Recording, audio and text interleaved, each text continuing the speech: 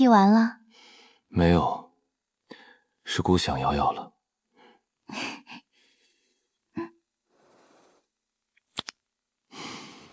马上便要去行宫了。之前工人来禀，去年姑让人种的水芙蓉，今年开得极好。瑶瑶定然喜欢。真的？算了，我们今年不去行宫了吧？怎么了？谁惹姑的瑶瑶不高兴了？没有，有你在，谁敢给我气手？我是想着去行宫路途虽不远，但若京中临时有要紧事，你岂不是要来回奔波？天气又热，多辛苦。瑶瑶这是心疼姑。是啊，我心疼哥哥。那瑶瑶不怕热了？没事啊，反正店里放着冰呢。太医说过，你这身子不宜过贪寒凉，今日冰用的已有些多了，再这般下去，寒气侵体，回头又该腹痛不适。我觉得还好嘛。哼，惯着你就该遭罪了，听话。哼，我还不是心疼你。姑知道。那从明日起，店中每日用冰减30%，可好？瑶瑶，不能光用粥水，吃些菜肴。不想吃。过来。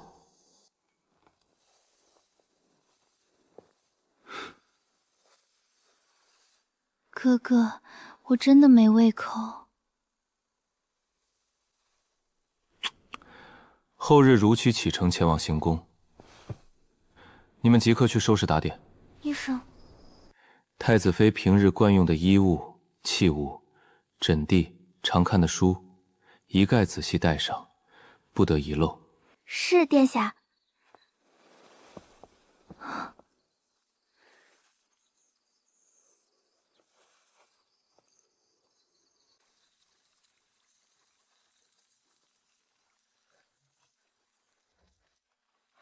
殿下，前朝有急务，诸位大人已在议事殿等候。瑶瑶先歇一会儿，姑去议事殿处理完便回来陪你。你去吧，天气热，别在外头耽搁太久。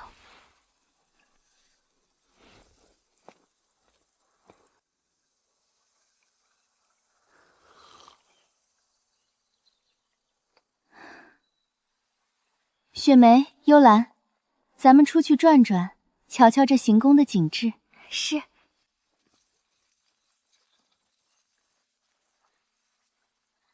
上去瞧瞧。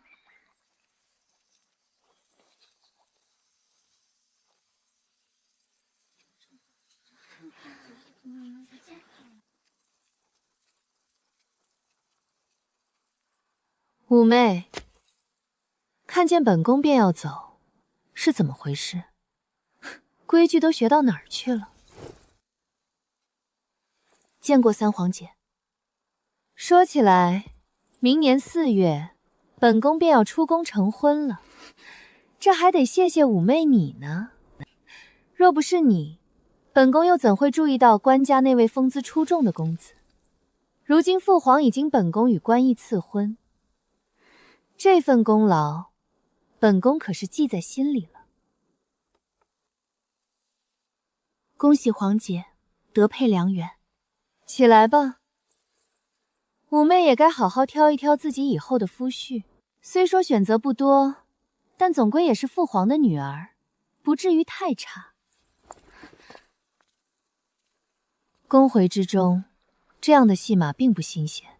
皇姐，你明明知道关毅他根本不喜欢你。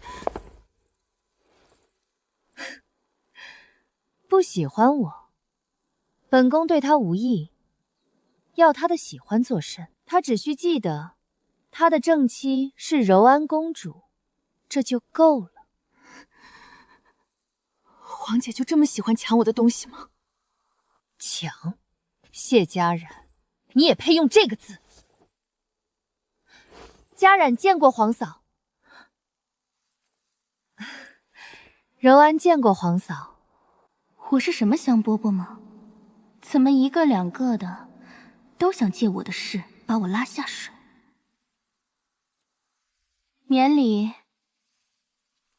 回去吧。是。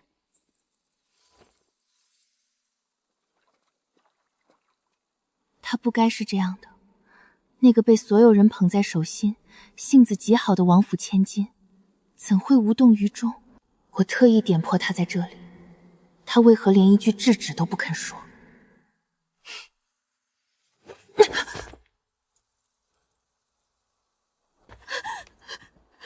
想利用他，谢家然，你可真是个蠢货。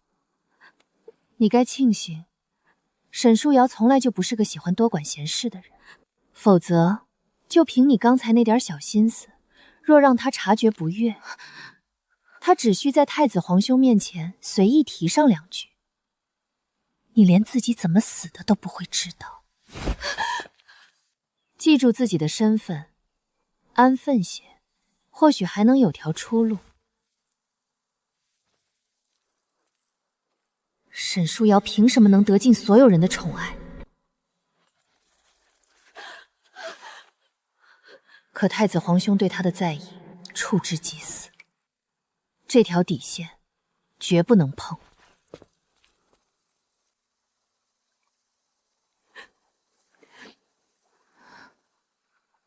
为什么所有人都要欺负我？就因为母亲分微弱，外加毫无倚仗吗？沈书瑶那样高高在上、受尽宠爱的人，原来也和谢家瑜一样。他们的眼睛只会看向高处，对我这样卑微之人的挣扎，连一丝怜悯都不肯给。娘娘，五公主瞧着还是和从前一样，心思总是那般重。在宫里活着，既无倚仗，又无胜券。若心思不多，算计不深，恐怕连立足之地都难寻。她母妃那般处境，自然也会将这些生存之道早早教给她。相较五公主，我反倒觉得柔安更容易相处些。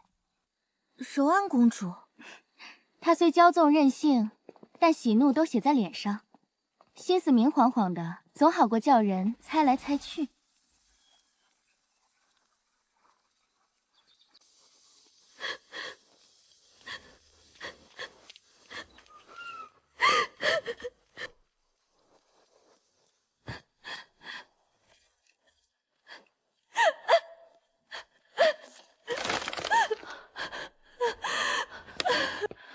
冉儿，这是怎么了？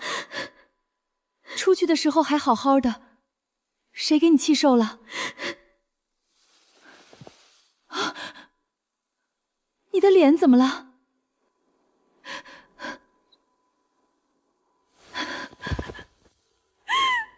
妃，为什么父皇眼里从来就没有我们？为什么谁都可以轻贱我们、欺辱我们？为什么谢家瑜和沈书瑶就能活得那般恣意幸福？为什么他们想要什么就能有什么？然而，你可是在怨母妃，怨母妃无能，给不了你倚仗，让你跟着我受尽冷眼。不是的，我没有怨母妃，我从来都没有。我只是恨，我恨谢家瑜。他明明什么都有了，为什么还要来抢我的？但凡我流露出一点在意，他就一定要夺走。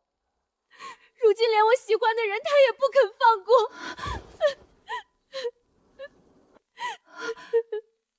你喜欢的人，你父皇不是已经下旨将柔安公主赐婚给官家那位公子了吗？难道你之前说的那位与你谈得来、互相倾慕的郎君就是关毅？是。你们是怎么认识的？父皇千秋宴那日，他在宫里迷了路，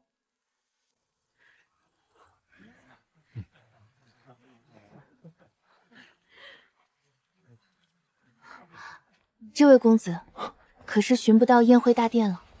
是在下一时疏忽，误入此处，不知公主可否为在下指点方向？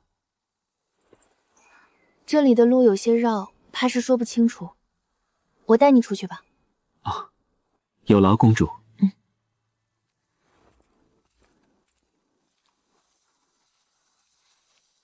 此处幽兰倒开得平好。它们虽然不显眼，却比旁的花更耐得住清寂。公主所言甚是。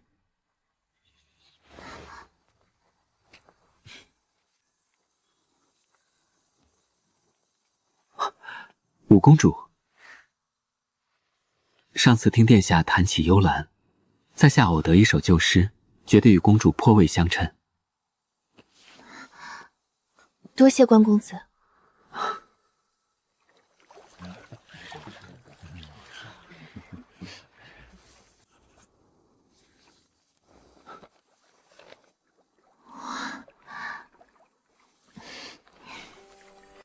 后来在几次宫外法会和诗会上，我们又遇见过几回。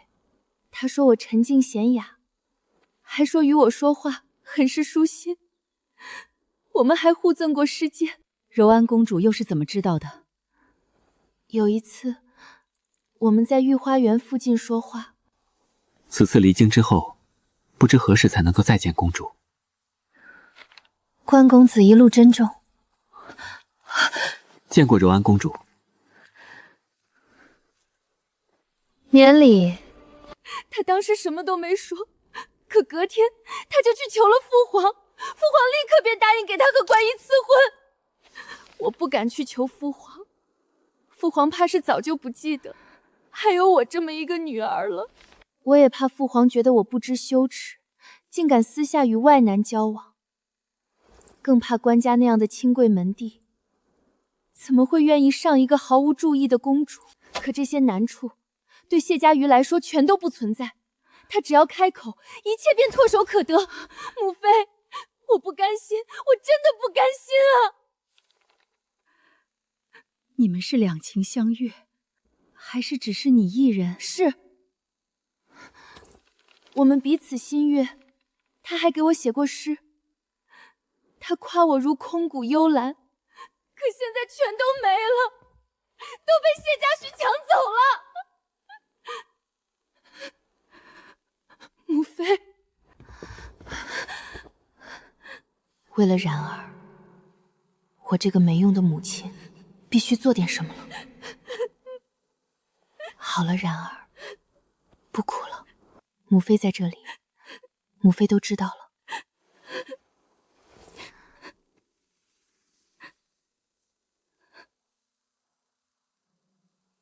有些东西，不是他抢了去，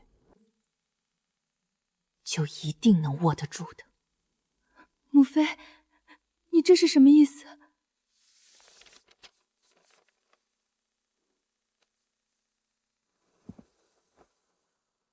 我半生隐忍，从未奢求富贵。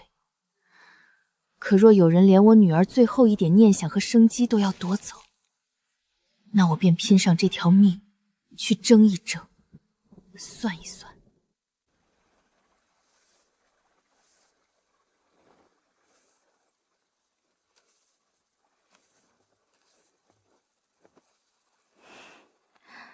答应我嘛，哥哥，好不好？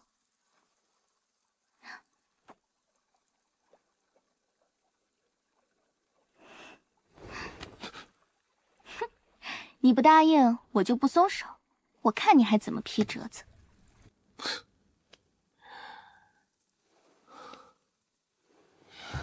瑶瑶，真是被姑惯得越发大胆了。嗯？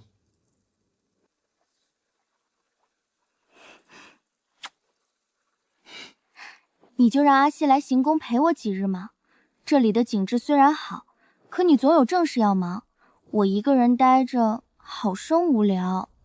他若来了，哥哥在你心里可还有半分位置？哥哥怎么连这种醋都吃？我心里只有夫君一个人的。瑶瑶今日若肯乖乖待在姑身边，寸步不离，明日一早，姑便派人去接她。如何？一言为定，我一定乖乖的。夫君在哪里，我就在哪儿。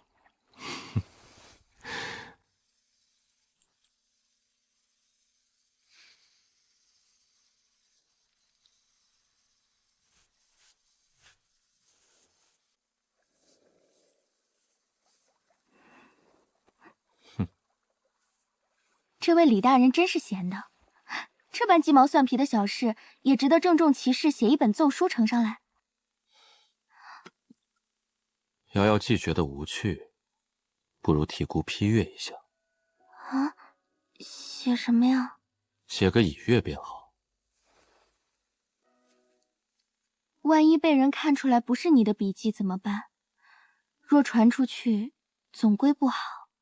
你平日练字，临摹的不就是姑的字帖？你的笔画神韵早已学了7、8分，旁人瞧不出的。哎呀，不行，哥哥，你带着我写吗？手腕放松。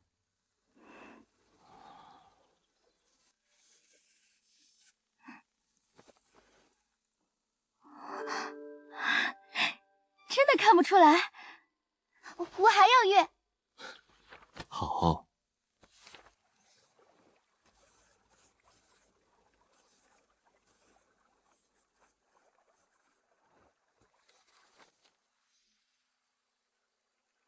黄金果，该不会是芒果吧？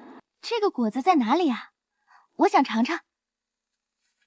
州郡进献的吃食，照以会有专人侍卫，若是滋味好，才会呈送御前；若是不佳，便不会送到我们面前。这份奏折早已送入京中，既然至今未见所谓的黄金果，想来是味道不尽如人意。可我真的很想尝尝看。好，姑派人去取。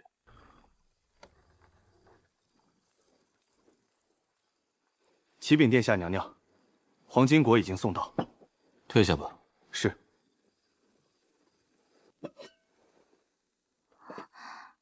原来不是芒果，入口酸涩，瑶瑶不会喜欢的。我就尝一小口。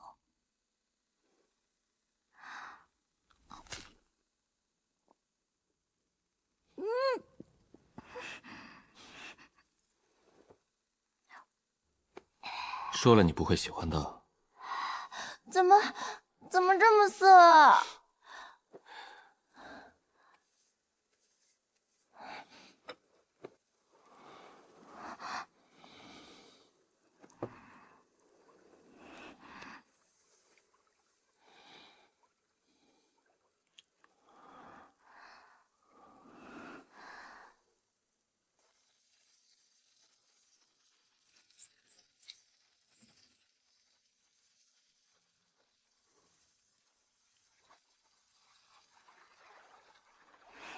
阿西，怎么拖到今日才来？风寒当真大好了？已经好了。前些日子病了好一阵，家里人盯得紧，不肯让我出门。我都盼你好几日了。快进来，我有好多话要与你说。还得是我的好瑶瑶。这皇家行宫果然比寻常避暑山庄精致，推窗见山，抬头望湖，景致也好。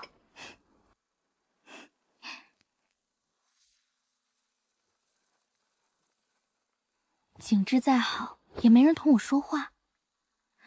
你不知道，殿下前几日把我的画本全收走了。怎么回事？太子殿下从前不是随你看吗？原是随我看的。那日我正看到王妃出逃的紧要处，他进来瞧了2眼，随后便将我的书全收走了，一本都没给我留下。连我压箱底的库存也被翻出来了，一本没留。哦，原来是那本呀。我也看过。你看完了？看完了。你别急，我还记得后面的剧情，我给你讲。他当真逃出去了？不仅逃出去了，还换了身份。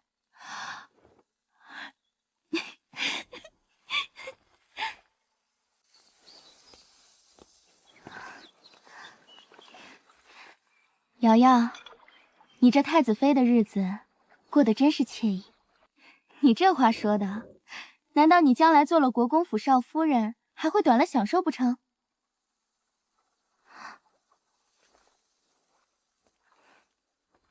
怎么了？可是又与齐公子闹别扭了？你知道的，他母亲心中属意的儿媳一直是他的方家表妹。前几日因为方小姐的事情，我又与她争执了几句。瑶瑶，你说成婚以后人会不会变？我如今想着，竟有些害怕。这终究是看人的。齐公子待你真心，你该多信他几分。即便日后真有什么难处，也不要怕。还有我呢，我这个太子妃总还能为你撑一撑腰的。那便先谢过太子妃啦。又作怪。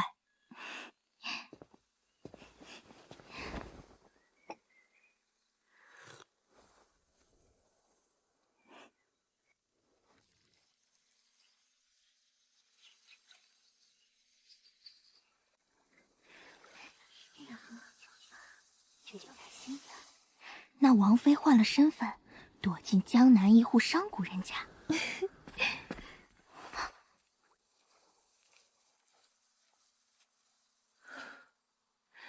见过皇嫂。不必多礼。参见柔安公主。周小姐免礼。皇嫂与周小姐方才在聊什么？远远便听到你们笑得高兴。没什么，不过是些闲话罢了。正说到阿西的婚事，他明年开春便要出阁了。那倒是巧了，本宫的婚期也定在明年。还未来得及恭喜公主。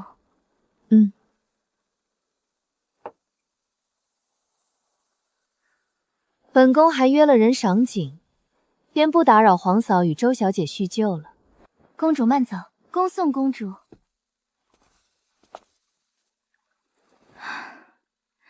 这位公主对你哥哥倒真是执着。都过去这么久了，他既然已经主动求了赐婚，应当放下了吧？正因为他求的是关毅，才说明他更没有放下。这与关毅有什么关系？对了，你怕是从未见过关毅，只听过名字，并未见过。京城有些人私下里叫他小沈成柏。什么？关毅性情温和，却不显得疏离，学识渊博又不迂腐，当然终究还是比不上沈大公子的。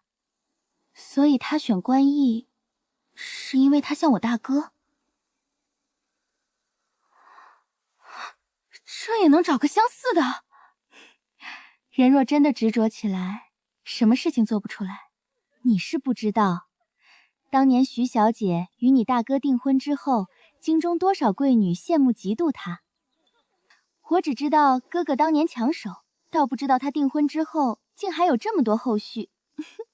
沈大公子若是再晚几年订婚，只怕沈府的门槛都要被媒人踏平了。那也是我哥哥足够好。是，全京城再没有比你们沈家人更好的了。好好说话。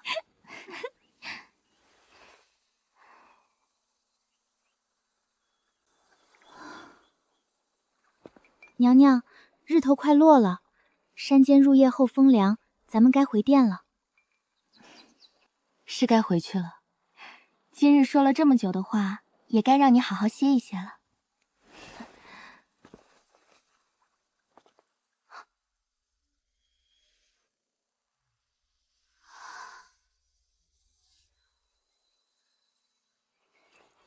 太子妃，太子妃，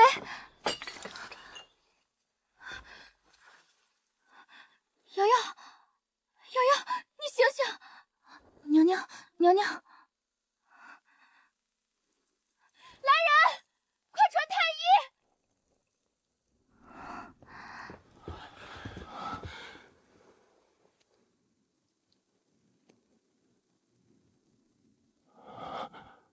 到底怎么回事？是。这都多久了？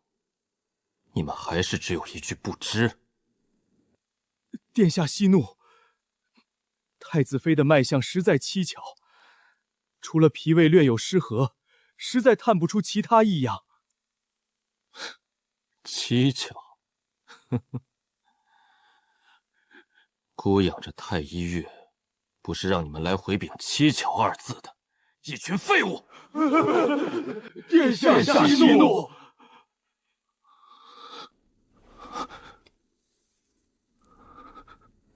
元任、敬玄，属下在。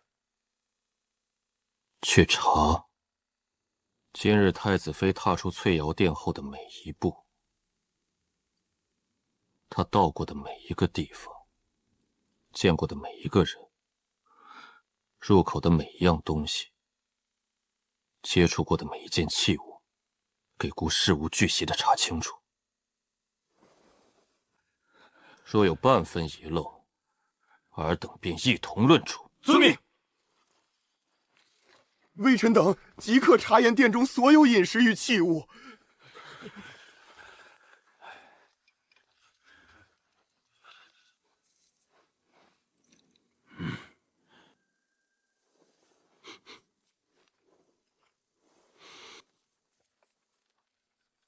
娘娘在庭中吃过什么？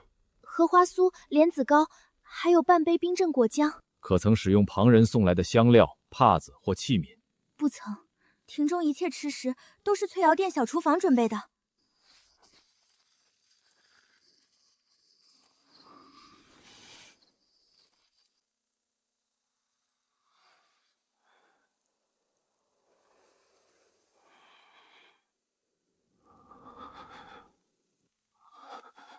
瑶瑶，别吓我，求你。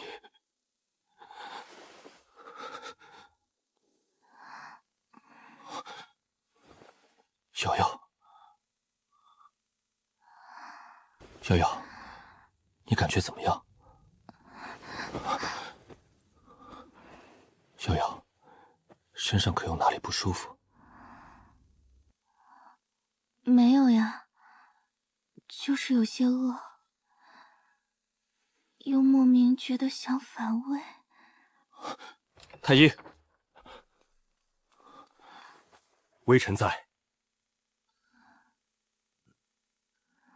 回殿下，太子妃脉象总体平稳，只有脾胃略见失和之象，是药3分毒，暂且无需服药，可先用些清爽易消化的食物，禁食辛辣油腻，精心调养2日，应当便无大碍了。确定没有其他异样？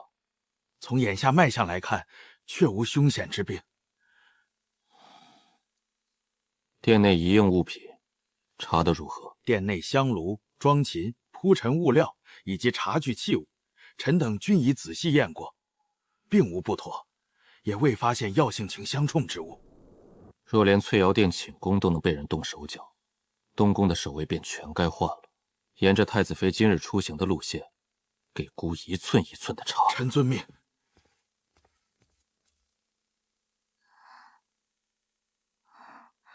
我是不是晕倒了？阿西呢？姑派人送他回府了。为何？这件事定然与阿西无关。姑知道，若姑当真依他，就不会只是送他回府了。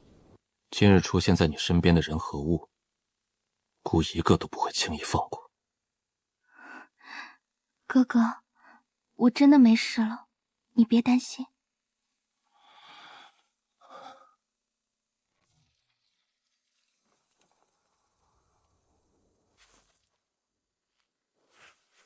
启禀大人，太子妃当日所经之处均未发现异常。扩大搜查范围，整座行宫一处都不许泄露。是。母妃，不会出什么大事吧？太子妃究竟怎么了？竟要如此兴师动众？咱们这里离其他宫院太远，只听说太子妃出了事，却没人说究竟出了什么事。然而你还是太年轻了，你还不懂，这世上的人从出生起便不相同。太子妃不会有性命之忧，至多不过恶心、腹痛一类的小症状。可即便只是这些小症状，也足以让太子雷霆震怒。沈家的姑娘当真是凤凰托生的富贵命，只是一点风吹草动就能牵动整个宫闱。可我的冉儿呢？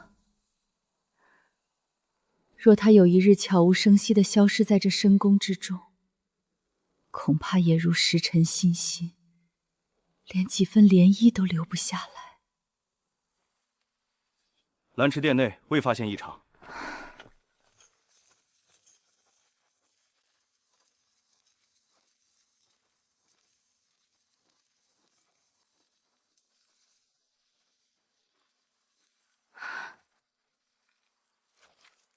他沈书瑶自己伏笔出了事，搜我们宫里做什么？难不成还是我害了他？此刻多说一个字，都可能落人口实。这是什么？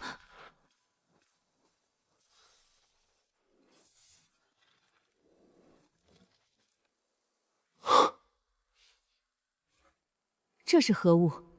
本宫殿内怎会有这种来历不明的东西？其中必然有什么误会。母妃，那不是我的，我从来没有在床下放过任何东西。娴妃娘娘，属下等只是奉命行事，此事如何处置，一切需由太子殿下定夺。你先告诉本宫，盒子里究竟是什么？母妃，那到底是什么？我们会不会出事？有人要害我们！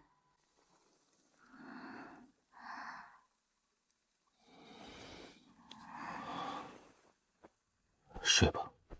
殿下，属下有要事禀报。姑很快回来。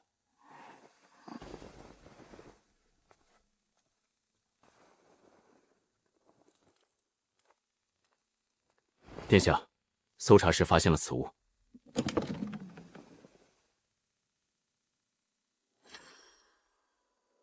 谁？回殿下，此物是在玉秀殿发现的，藏在柔安公主寝阁的床榻之下。证据直指谢家瑜，反而太过刻意。以娴妃母女的胆量，未必敢行这般大逆不道又极易暴露之事，更像是有人栽赃玉秀殿，一面谋害瑶瑶，一面除掉娴妃母女。启禀殿下，娴妃娘娘携柔安公主在殿外求见。让他们进来。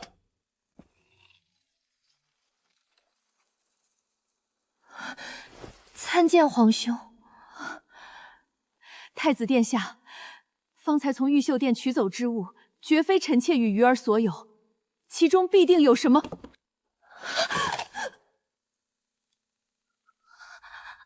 皇兄，不是我，真的不是我。借我100个胆子，我也不敢行此大逆之事。皇兄明察，太子明鉴，鱼儿绝不敢沾染这等污秽之物，他没有这个胆子，这定是有人栽赃陷害。真正的幕后之人，不是他们。娴妃与柔安公主涉嫌行巫蛊邪术，即日起禁足宁惠殿，待查明真相，再行发落。皇兄，不是我，皇兄明真的没有。只是郡避，而非立即定罪。太子尚未认定是我们，此事还有转圜余地。以他的手段，一定能揪出真凶。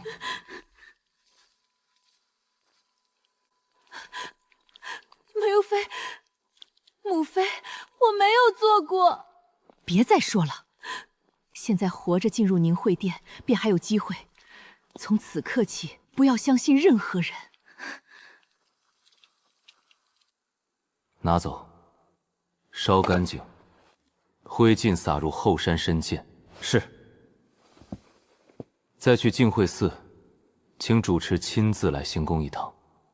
属下即刻去办。查，请殿下吩咐。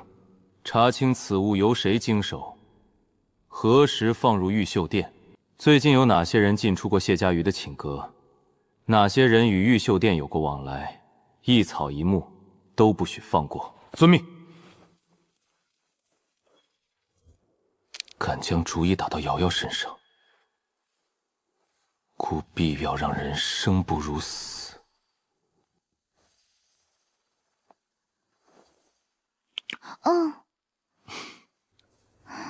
瑶瑶哼起来怎么跟这只小猫似的？我可怜的瑶瑶，是哥哥没有保护好你。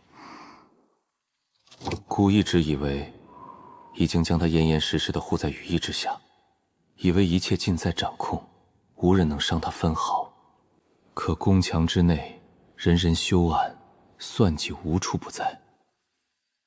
或许是该早些坐上那个位置了。待一切尽在掌中，清理所有不该存在的人和事，只剩姑与他。到那时，便再无人能够打扰他的安宁。哥哥，睡吧，瑶瑶。母妃，这可真是鹬蚌相争，祸从口出。然而，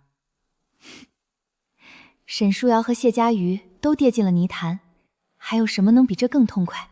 我的机会，这不就来了吗？母妃，那您是不是该给冉儿准备嫁衣了？急什么？总要等阵风头过去。母妃，怎么了？万一太子皇兄查出不是谢家瑜做的，怎么办？定是他做的。他向来极恨沈舒瑶夺了他的风头，沈舒瑶还抢走了他京中明珠的称号，他心里定然不知咒过沈舒瑶多少回。这件事我们说不准，太子自会查清。查不出的，所有该消失的痕迹早已全部抹去，没有一件证据会指向我。20多年，没有一刻像现在这般畅快。不仅替冉儿扫清了障碍，夺回了那桩本该属于他的婚事，也亲手将贤妃母女推入万劫不复的深渊。让沈舒瑶不适的关窍，就在这位名为静的异香。此香单独使用，无色无味，也没有明显毒性，可一旦与梦香混合，便会悄然扰乱人的心神与体质。究竟出现何种不适，全看个人体质。如今中宫中真正使用云梦香的，只有陛下、太子和太子妃。正是这份独特与珍贵，成了计划中最完美的引子。没有人会怀疑东宫惯用的供香。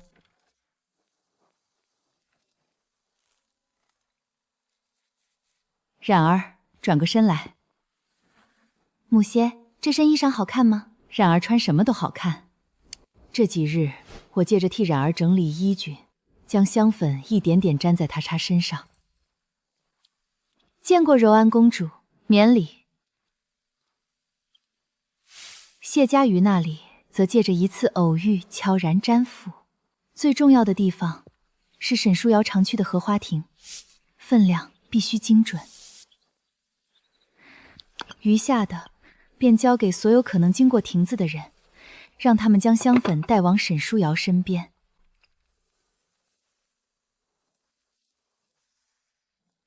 整件事就像蛛丝结网，细微难察，风过无痕。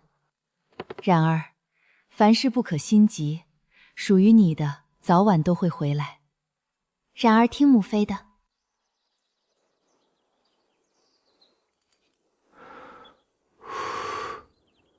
再喝一口。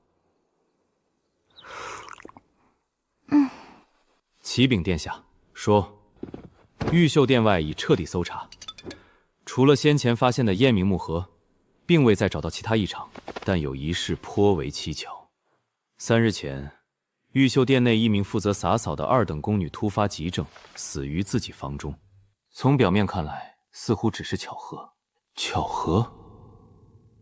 宫中从来没有如此及时的巧合，尤其是牵扯到瑶瑶的事。致使太子妃不适的根源，目前仍无定论。娘娘当日所有饮食、器皿、首饰以及衣物，均经过反复查验，未曾发现毒物。只有李太医在荷花亭东南角的石缝中发现了少量白色粉末，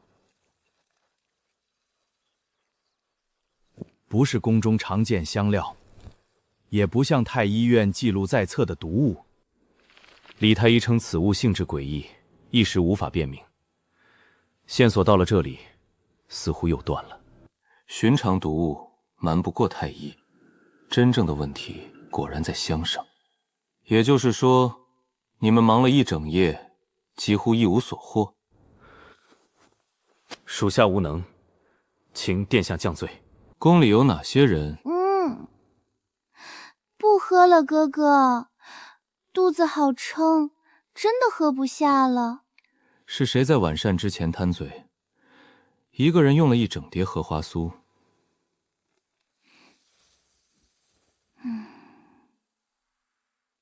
宫中擅长香道之人，是否已经全部清查？无论宫女还是内侍，名录可有遗漏？以悉数排查，所有人均有师曾，来历可查。近期也未发现任何异动，暂无可疑之人。后宫妃嫔之中呢，可有人对此道颇有钻研，或者平日使用的熏香格外节制？回殿下，据目前所查，并无妃嫔以擅长香道闻名，滴水不漏。真正动手的人一直隐藏在所有人的视线之外，这份缜密与隐诊，倒是出乎姑的预料。先退下吧，此次不必去领罚，徒耗力气请罪，与查案无益。去查一查，宫中哪些人与柔安公主结过仇怨？属下明白，即刻去办。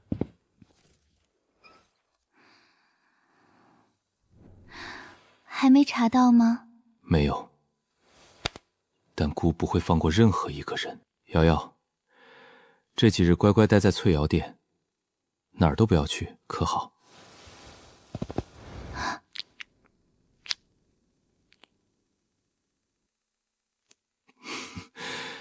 瑶瑶还想咬哪里？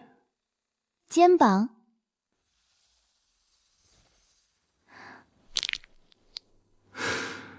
真是将他惯得无法无天了。被他这样欺负，竟也觉得甘之如饴。谁惯得你这般骄纵？是你？是。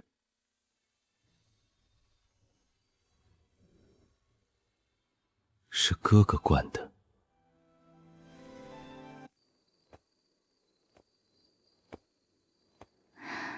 哥哥，你今晚是不是要出去？瑶瑶怎么知道的？你以前每晚都要缠着我亲好久，今晚只亲了一会儿，就一直哄我睡觉。你是在等我睡着，然后偷偷离开？所以瑶瑶是在怪哥哥今晚亲的不够？讨厌！睡吧，姑很快便回来，一定回来抱着瑶瑶睡，不会让你等太久。哥哥，不要杀太多人，好不好？真正害我的人不能放过，可那些不知情的人，能放便放了吧。我怕杀戮贴重，那些血债与因果，最后会落到你身上。我承受不起关于你的任何万一。好，你带着这个。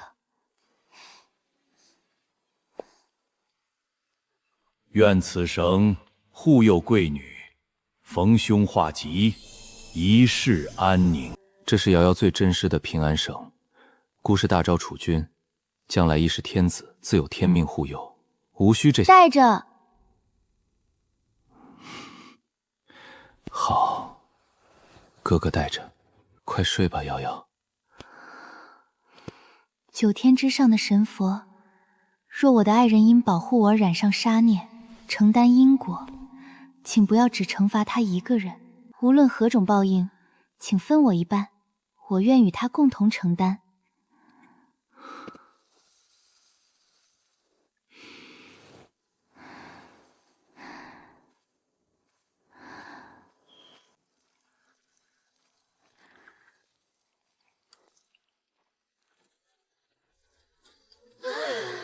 母妃，我们是不是要死了？母妃，我害怕。能在行宫中同时掳走妃嫔、皇嗣与宫人，究竟是谁有这样的手段？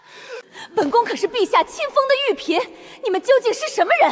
胆敢劫掠宫眷，便是诛九族的大罪，还不赶紧放开本宫！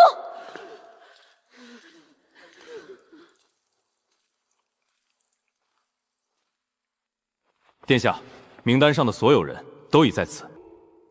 姑只问一遍，巫蛊之事是谁做的？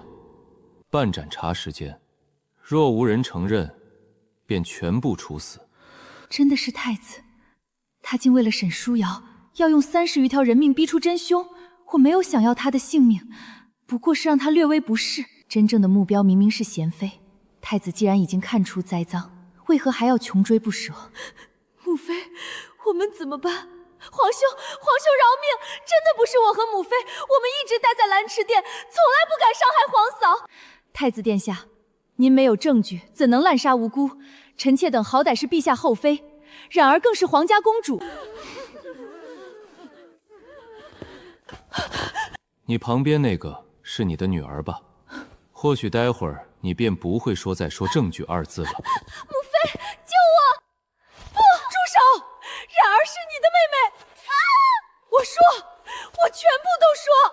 我知道是谁害了太子妃，求殿下放开冉儿。说。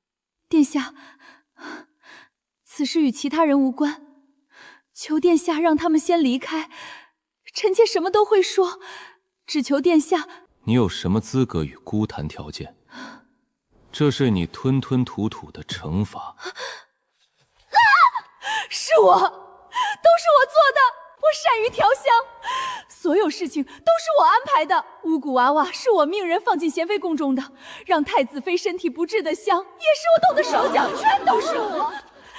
然而什么都不知道，他真的什么都不知道。求殿下开恩，饶他一命。她也是陛下的血脉，是您的妹妹啊，母妃。你该感谢姑的瑶瑶，她心善，不愿姑杀孽太重，否则处理干净。是。殿下，求您饶了冉儿。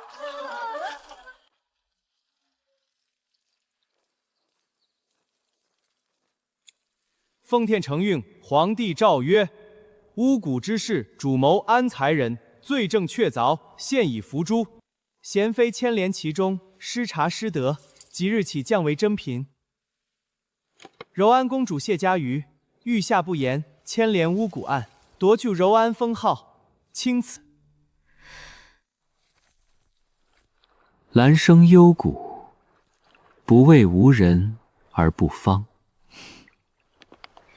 选他做驸马，不过是因为他抚琴吟诗时，尚有几分像沈承柏。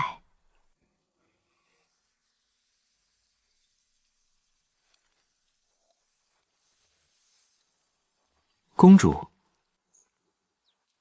五妹妹，已经到了今日这般田地，还能坏到哪里去？参见皇姐。五妹妹行色匆匆，这是急着去哪里呀？关毅，你也过来瞧瞧。这可是你昔日的心仪之人呢。三公主说笑了，臣与五公主不过数面之缘，看来心仪一说。若论心仪，臣自然只心仪公主一人。我原以为，至少她不会在这个时候落井下石。除了念诗弹琴时有几分像沈城榜，骨子里也不过是个庸俗懦弱之人，是吗？可本宫怎么听说你从前给五妹妹写过不少情诗？公主明鉴，不过只有一首酬贺之作，诗会宴饮之间，与诸位同窗才女互有唱和，本就是寻常之事，实在当不得真。有件事，本宫似乎忘了告诉你。父皇赐婚的旨意刚下，第二日，本宫便收到了关毅的信。他在信中说，感激本宫选他为驸马，日后定会与本宫琴瑟和鸣，为本宫马首是瞻。好妹妹，你看，到头来你其实什么都没有，情郎是假的，母妃也没了。至于本宫和母妃失去的，不过是些许微末之物罢了。来人！五公主目无尊长，怒视皇姐，毫无规矩，拖下去，掌嘴10下，再押回兰池殿，禁足思过。放开我！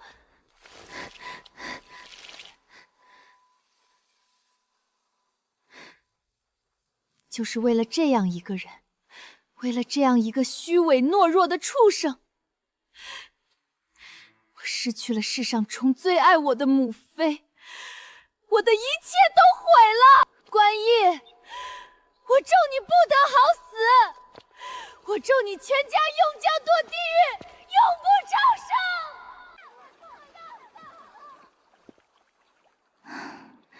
天作孽犹可恕，自作孽不可活。这深宫里的因果从来都是环环相扣，报应不爽。他们的融入、爱憎、挣扎与毁灭，与我并无牵连。我们本就不是一个世界的人，由欲望和算计种下的苦果，终究要由播种之人亲自吞下。起风了，我们回吧。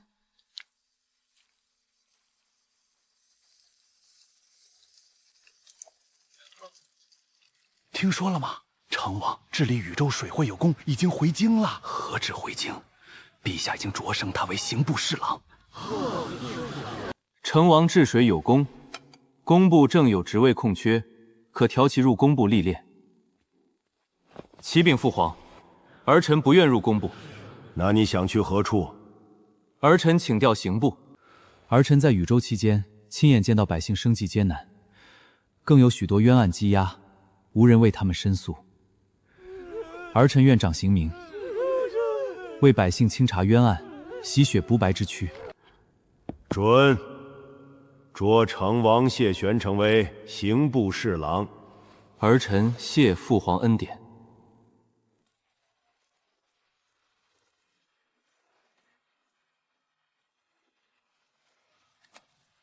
王爷，按照礼制，白氏因为洪氏让道。关中是何人？回王爷，是许公。原来是许公。许公生前救济孤寡，帮助过不少穷苦百姓。许公高义，助人无数，理当由本王退让。王爷，今日可是您的大婚，命迎亲仪仗避于道旁，让许公先行。成王竟肯在大婚当日为许公让道，当真是仁德重义。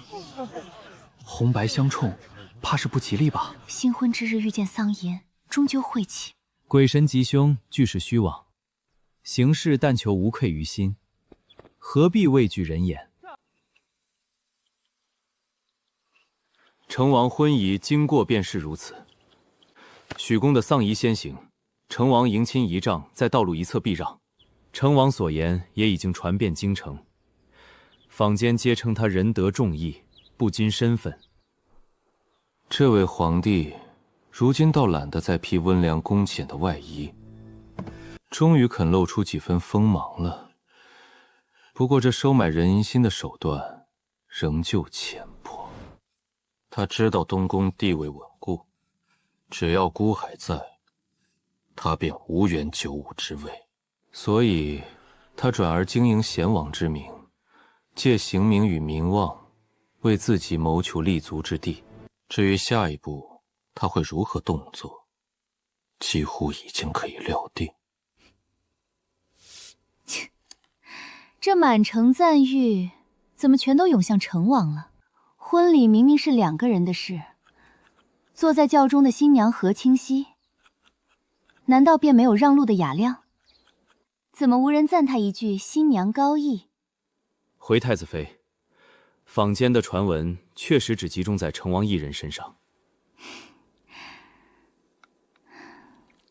这个世道总是如此，将男子的一言一行无限放大，奉为该虐，却悄悄抹去女子的存在与意志，仿佛他们只是男人盛大表演中的一块背景。若非生在沈家，父母彼此相爱，相互尊重，又遇见一个愿意全心爱宠我、倾听我的人，我未必能在这个时代安然生活这么久。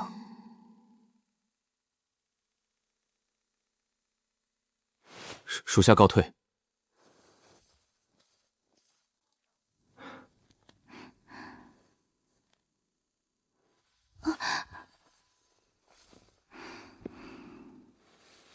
怎么了？瑶瑶因为什么事不开心？倒也不算不开心，只是忽然觉得谢景城这般作态有些虚伪。那位许公活着的时候，从未听说谢景城与他有什么玩闹，也没听说他曾经帮助过许公。人死之后，他不过让了一次路，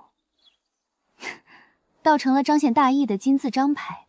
况且自古礼仪，道路相遇本就是白事为红事让路。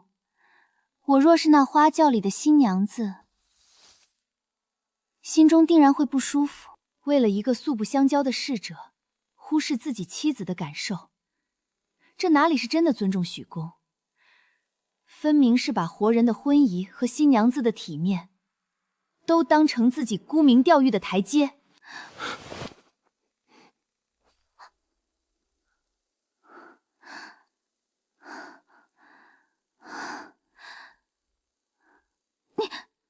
你干什么呀？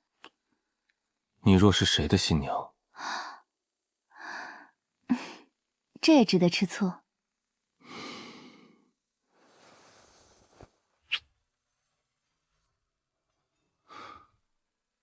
我当然是夫君的新娘。姑的瑶瑶，今日倒是格外聪慧。什么叫今日？我一直都很聪明，好不好？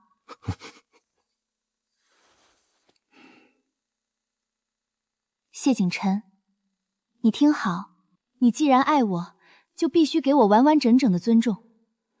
我要做与你并肩而立、平起平坐的妻子，将来你登上95至尊之位，我便是你的皇后。这天下，我自然要与你一人一半。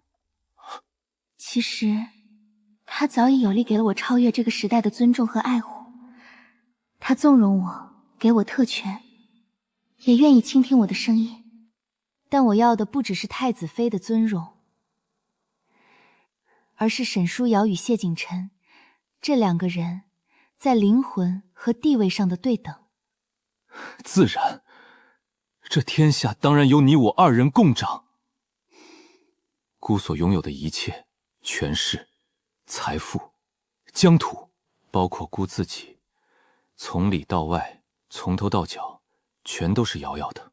她若爱权，姑便给她至高无上的凤印；她若爱财，姑便给她倾国之富。世上最好的一切，只有姑能给她，也只会给她。这样，她便永远留在姑身边，永远不会离开。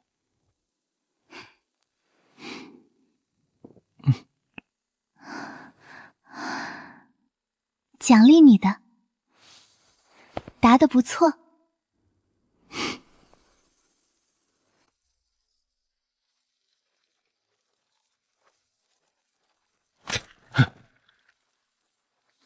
奴才奉太子殿下之命，在此恭候沈夫人。夫人安好，都起来吧。太子妃还没有起身。回夫人，太子妃尚在安睡。殿下早有吩咐，太子妃不必拘泥成婚定血，一切以休息舒心为重。休息固然要紧，早膳呢？总不能日日空着腹睡到这时候。夫人放心，平日到了时辰，殿下都会亲自唤太子妃起身用膳。有时太子妃实在困倦，也会先用一些点心再睡。今晨殿下离宫以前，已经陪着太子妃用过早膳了，哪里是唤她起来，分明是太子殿下一句一句的哄着。没想殿下当真如此纵着她，竟能让她睡到日上三竿。由她睡吧，我去偏殿等她便是。夫人留步，太子妃特意吩咐过，若夫人来了，一定要将她唤醒。奴婢这就去。不必了，我自己进去瞧瞧她。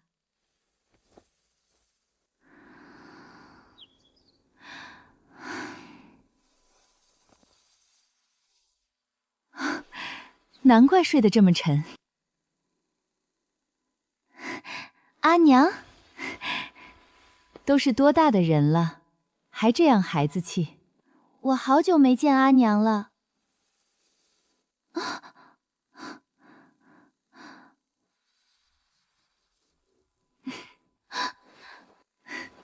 在娘亲面前有什么好害臊的？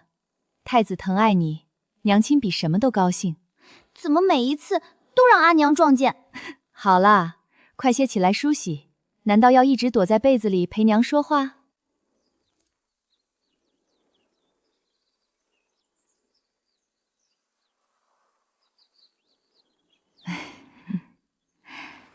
阿娘，爹爹和哥哥他们都好吗？都好。你父亲嘴上不说，隔三差五便要问起东宫的消息。爹爹还是老样子。瑶瑶，你这个月的月事可还准时？准时啊，前几日便已经结束了。你这肚子怎么到现在还没有消息？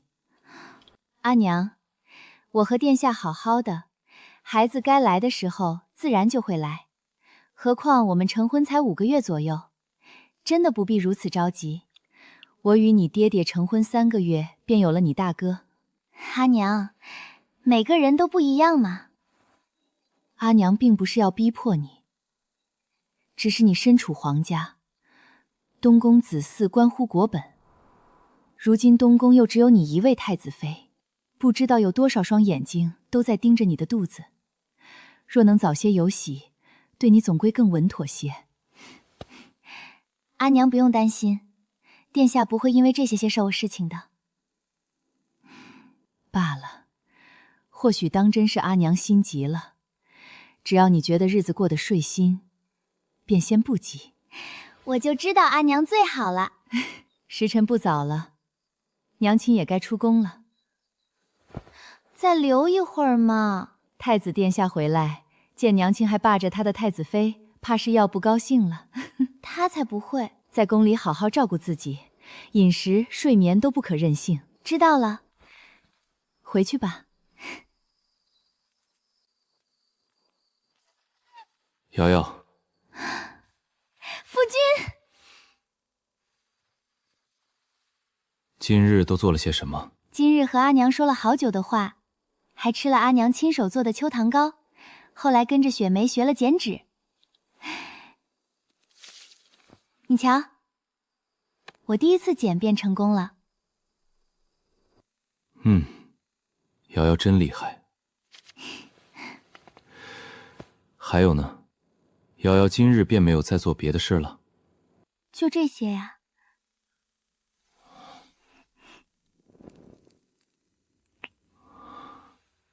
再仔细想想，今日还做了什么？我还想你了，特别想。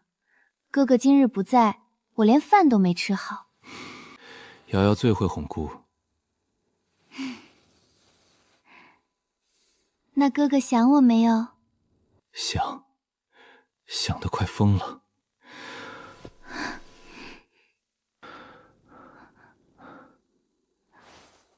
哥哥，怎么了？枕头要用枕头垫着。瑶瑶这是从哪里学来的？不许问。好，不问。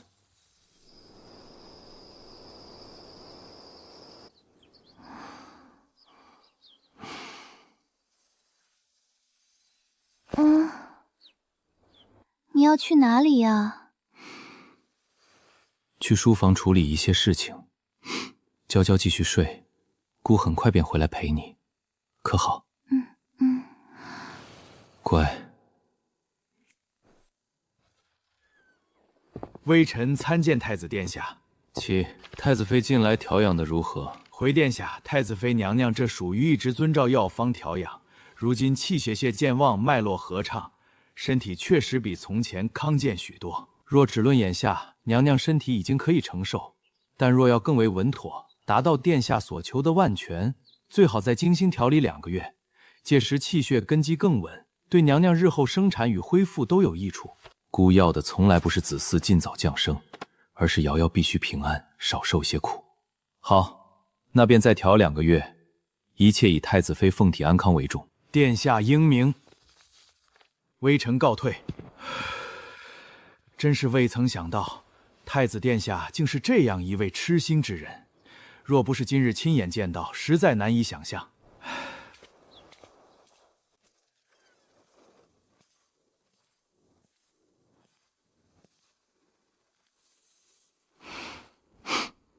今日怎么起得这样早？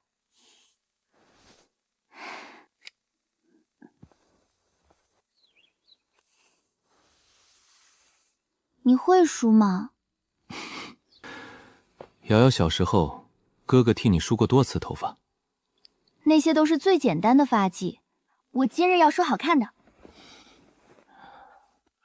瑶瑶已经很好看了。我本来就很好看。今日带你去靶场，可好？秋猎将至，瑶瑶到时候不想骑马射箭，亲自猎些东西吗？靶场？不想去？想，梳的还不错。多谢太子妃夸奖。好看吗？好看，姑的瑶瑶穿什么都好看。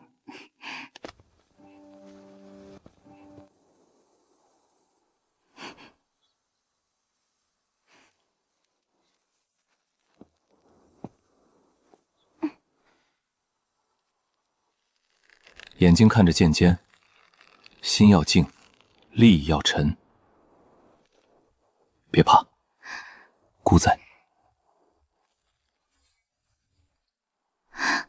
我厉不厉害？厉害。再来一件。这一次我要自己来。我小时候也跟着师傅练过好几年射箭和拳脚，哪里需要你一直手把手的教？好，瑶瑶自己试试。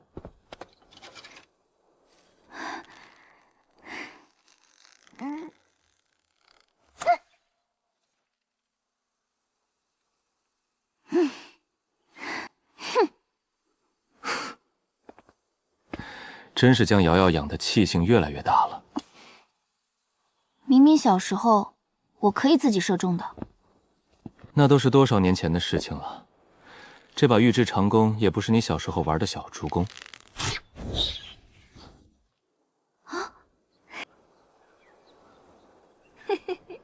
又是这样。每次看见他们亲密无间，都像有利刃扎进心口。这些年，我只能做一个见不得光的影子，眼睁睁看着谢景烨拥有我想要的一切，尤其是他，瑶瑶。究竟要到什么时候，站在他身边，映在他眼中的人，才能变成我？殿下，走吧。殿下，方才在母妃宫中，母妃提起，希望能够早日含啼诺孙。清岁，成婚那日，本王已经同你说过，只要你安分守己，懂听话，该给你的体面，本王一样都不会少。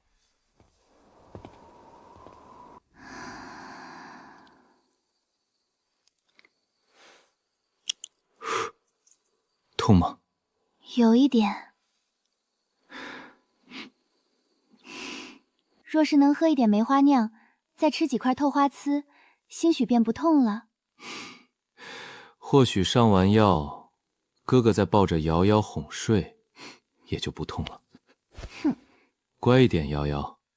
瑶瑶是在姑的掌心中长大的，她不必学习那些取悦旁人的技艺，也不需要为自己增添任何筹码。只要姑在，她便是这天下最金贵的珍宝。但这一次不同，今年秋猎由姑主持，开猎的第一箭必须由姑射出。姑要瑶瑶以太子妃的身份，与姑并肩挽弓，共同射出开猎第一箭。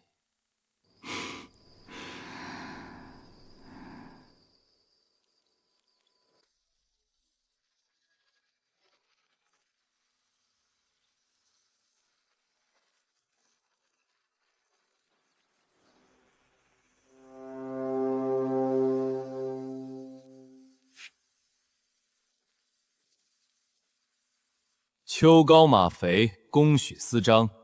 今日依祖制行秋逆大典，孤愿与诸君共眠。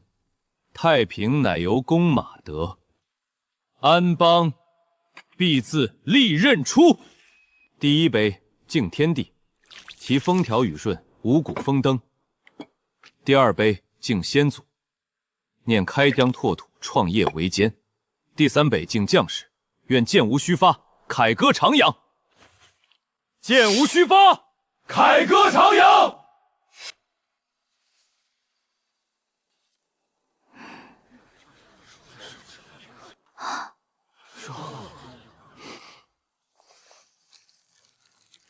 瑶瑶，看前方。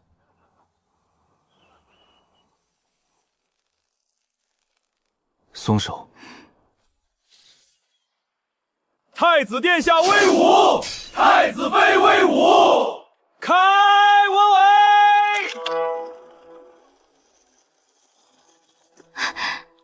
开始了，太子妃。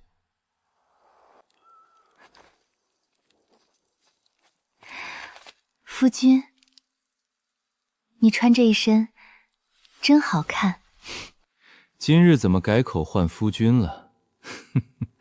原来瑶瑶还是一只小色猫。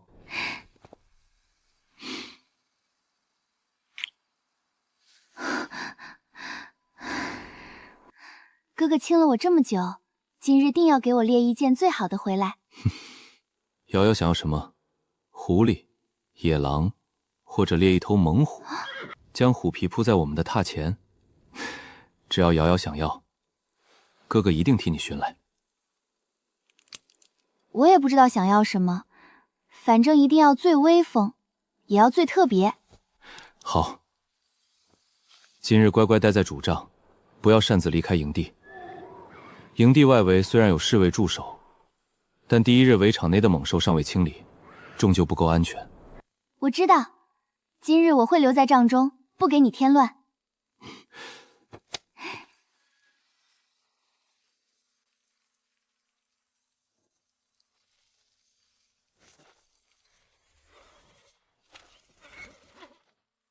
早些回来。这。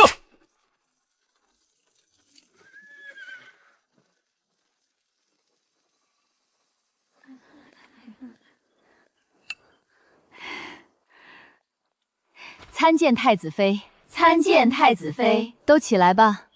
谢太子妃，谢太子妃。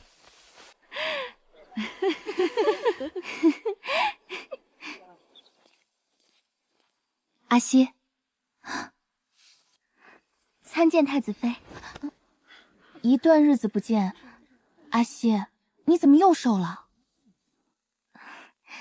谢太子妃关怀。憋住，我在给你盛面呢。本宫方才想起，下个月便是阿西生辰了。前些日子，殿下得2颗南海进贡的红宝石夜明珠，每一颗都有鸽卵大小，夜里不必点灯也能照得满室生辉。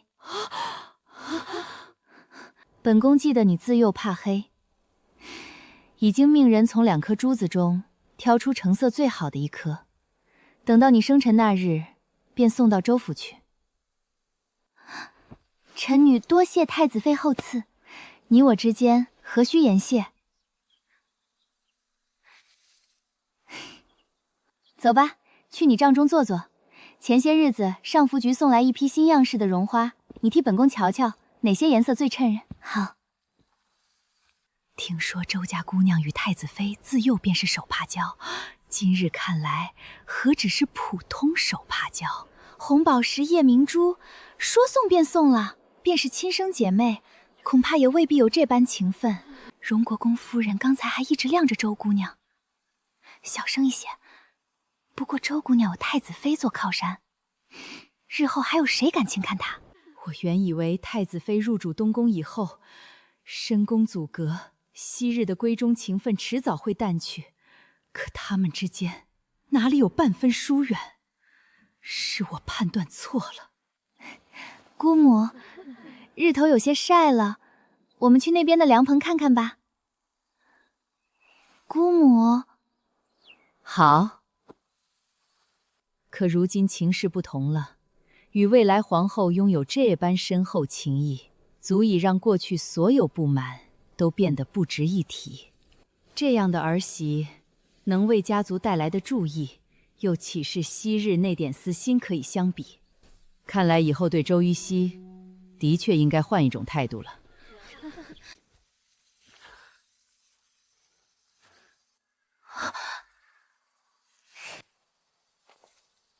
不过半年，他依旧被人捧在掌心，而我却将自己活成了这副模样。方才那个人是纪云禾？是他，他怎么变成这般模样了？她嫁入了武阴侯府，如今是宋以盛的夫人。宋以盛的名声，你大概也听说过，吃喝嫖赌样样俱全。武阴侯的爵位传到他父亲，便是最后一世。待老侯爷离世，宋以盛便只是一个白丁。但这还不是最糟的。纪云禾成婚至今，一直没有子嗣。从今日起，他便记在你的名下，你要他当做嫡子抚养。他是你养在外面的私生子？母亲已经决定了，你照办便是。侯府为了此事闹得天翻地覆，最后纪云禾还是咬牙认下了。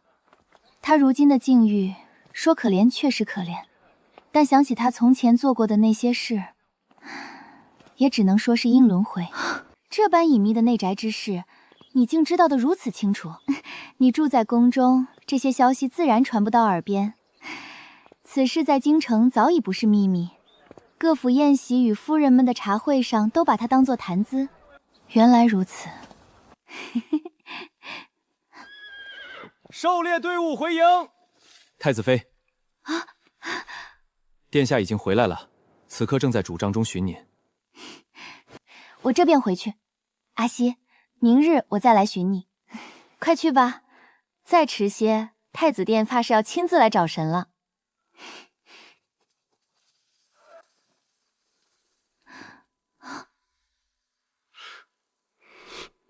天啊，怎么会有这样漂亮的狐狸？喜欢吗？喜欢极了。我能抱抱它吗？现在还不行，他腿上中了箭，而且野性未驯，容易伤人。等驯兽师治好伤，再将他养得温顺些，到时再让他亲近瑶瑶。瑶瑶是想将他养着，还是只想要这身皮毛？自然是养着，这样漂亮又有灵性的生命，怎么舍得伤害？好，那瑶瑶要如何谢姑？哥哥送我礼物，竟然也要奖励吗？伶牙俐齿，答应过的，营帐彼此相邻，外面又有这么多人，到了猎场绝对不许肆意胡闹。明明出发之前已经要纵着你了。要怪只能怪瑶瑶，实在太让人上瘾。分明是哥哥自己没有分寸。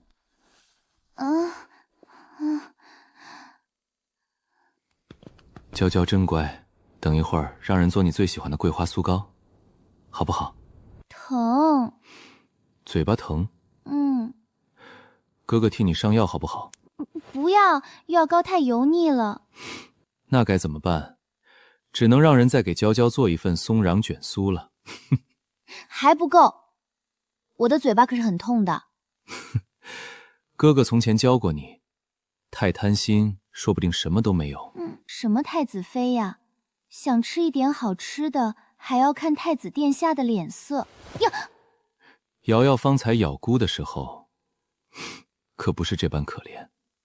谁让你欺负我？殿下。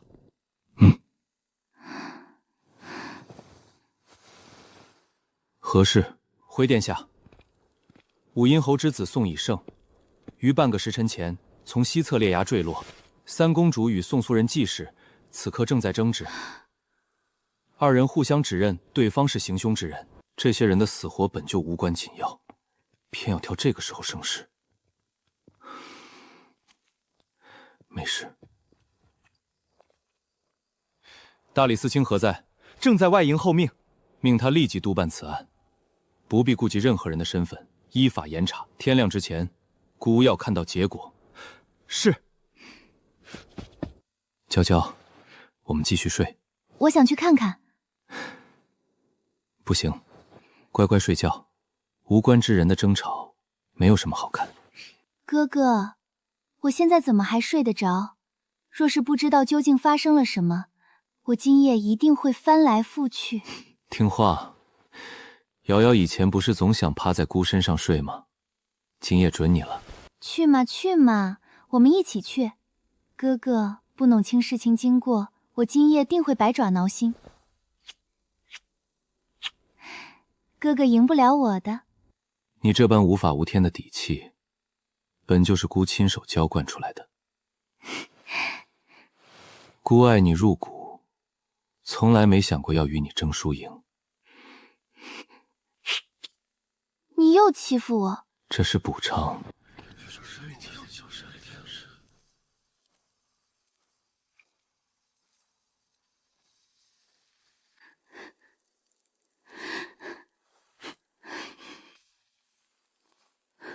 参见太子殿下、太子妃娘娘。平身。自上次宫宴之后，我已经太久没有见过他。这等纷乱小事，本不需要太子亲自前来。求太子殿下为臣妇做主。今夜原本是臣妇与夫君相约前往后山观星赏月，谁知行至崖边不久，便遇见了同样夜游的关公子。臣妇与关公子不过寒暄两句，三公主便忽然现身。公主不由分说，便认定臣妇与关公子行为不端。夫君想上前解释，三公主却在盛怒之下，手将他推下了悬崖。臣妇百口莫辩。殿下，臣妇的夫君死得不明不白啊！你放屁！血口喷人，分明是你与关毅深夜私会，被宋以诚撞破。你狗急跳墙，杀人灭口，如今还想将罪名栽到本宫头上，你这个毒妇！本宫夜半难眠，偶然看见关毅独自离开营帐，便跟在他后面。本宫赶到之时，宋以诚已经坠崖，只有他们二人站在崖边。公主杀人了，是公主将我夫君推下去的。我怎么忘了，他的温情从来只属于太子妃。调查的如何？将以查明之事详细说来。回殿下，目前双方各执一词。关公子与季氏所书一致，二人皆称亲眼看见三公主与宋公子发生争执。随后三公主失手，将宋公子推落悬崖。三公主则坚称，她只是发现关公子深夜独行，心生疑虑，才暗中跟随。三公主抵达崖边时，宋公子已经坠崖。当时崖上只有关公子与季氏二人，微臣已经派人下崖搜寻，但夜色深重，山崖极为陡峭，至今尚未寻到宋公子的踪迹。现场也没有发现其他确凿物证。继续查。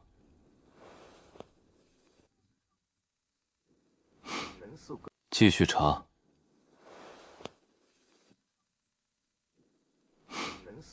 三公主殿下，如今关公子与季氏均指证于您，殿下是否能够提供其他线索或证物，以证明清白？皇兄明鉴，我确实尾随了关毅，可我赶到裂崖时，宋以胜已经坠落。我与关毅前后至少相差数十步。我的婢女虽然没有跟到近前，但她可以证明，我离开营地时，怪早已走出很远。殿下，公主的贴身婢女自然会偏向自己的主子，她的证词如何能够采信？臣妇的夫君死得不明不白，求殿下为臣妇做主。局面正在按照我的计划发展。原本我只想将罪名推到关毅身上，谁知道谢家瑜竟然自己撞了进来，一个骄纵跋扈的公主，再加上关毅的证词，她简直是上天送来的替死鬼。关公子，您倒是说句公道话，公主虽是您的未婚妻，可人命关天，皇室亦有法度，万不可因为私情而罔顾真相。太子殿下，太子妃娘娘，公主并非有意杀人，应当是争执之中失手，才致使宋公子坠落悬崖。恳请殿下念在事出魅因，对公主从轻发落。关毅！谢家瑜虽然骄纵，也确实没有多少脑子，但他还没有愚蠢到这种程度。他若真要杀一个没有实权的侯府公子，有的是不留痕迹的办法。这二人的反应倒更像心中有鬼。启禀殿下，沈家公子沈承周求见。进。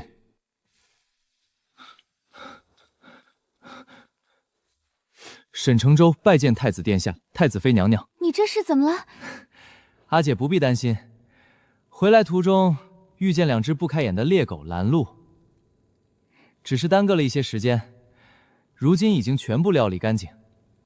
殿下，臣可以为今夜之事作证，将宋以胜推下悬崖的人，并非三公主，而是季夫人。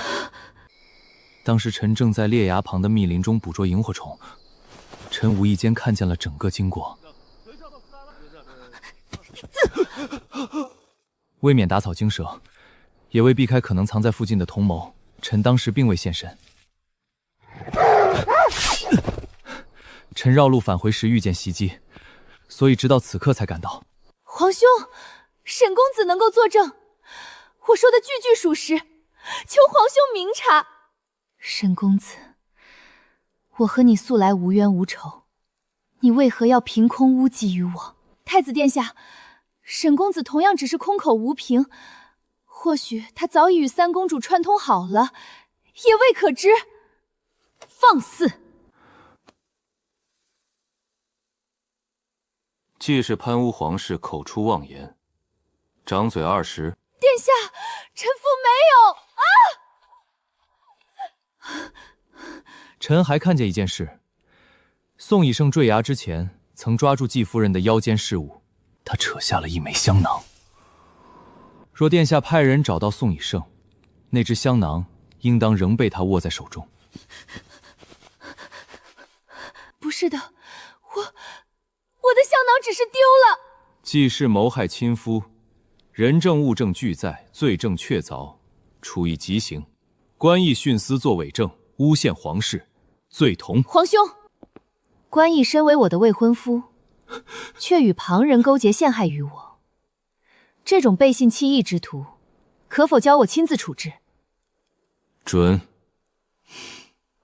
又是沈家人，每次距离成功只差一步，他们便会出现，毁掉我的一切。反正我已经逃不掉了，临死之前，我也要撕掉沈叔那层端庄外衣。你凭什么高高在上？你又算什么好东西？当年在昌国公府，你也不是……放肆！殿下息怒。既是辱骂太子妃，吾马分尸，以儆效尤。武阴侯府削去爵位，全族流放千里。季家除季太夫以外，其余人等全部发配充奴，永不得赦。殿下饶命啊！好啊，都陪我去死！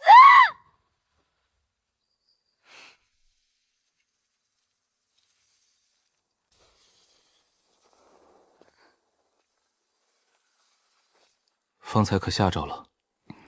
没有。五马分身还是太便宜他了，从来没有人敢当着姑的面伤害瑶瑶。我困了。从前没有，往后也绝不有。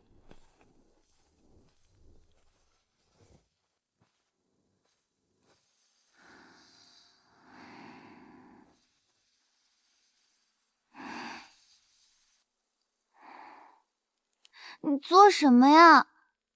你又欺负我！娇娇总爱倒打一耙，这哪里是欺负，分明是疼爱。明明是纪云禾惹你生气，你为什么把火气发在我身上？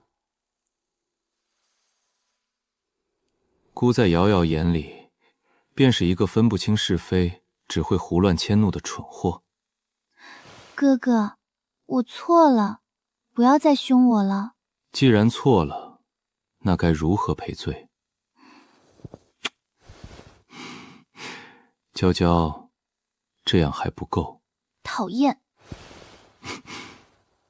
小怂包，我真的要生气了。是吗？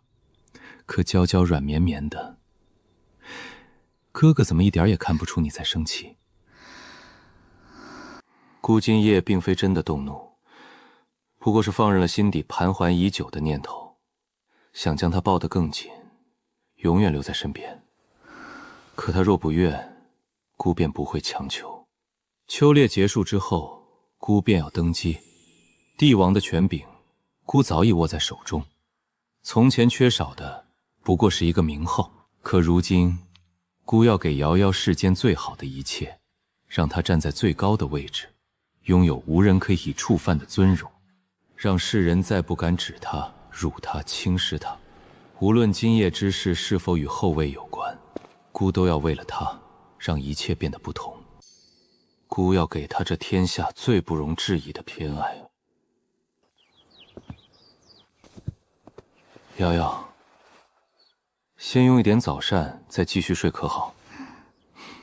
就吃几口，不然醒来以后胃里又该难受了。讨厌，谢锦这最讨厌了。是，哥哥最讨厌。那瑶瑶先吃一点儿，吃完了再接着骂哥哥，好不好？不吃，困，我要睡觉。好，睡吧，不吃了。当真一口也吃不下。昨夜果然还是太纵着他了。可他乐眼盈盈地靠过来，姑又如何狠得下心拒绝？睡吧，夫君在这里。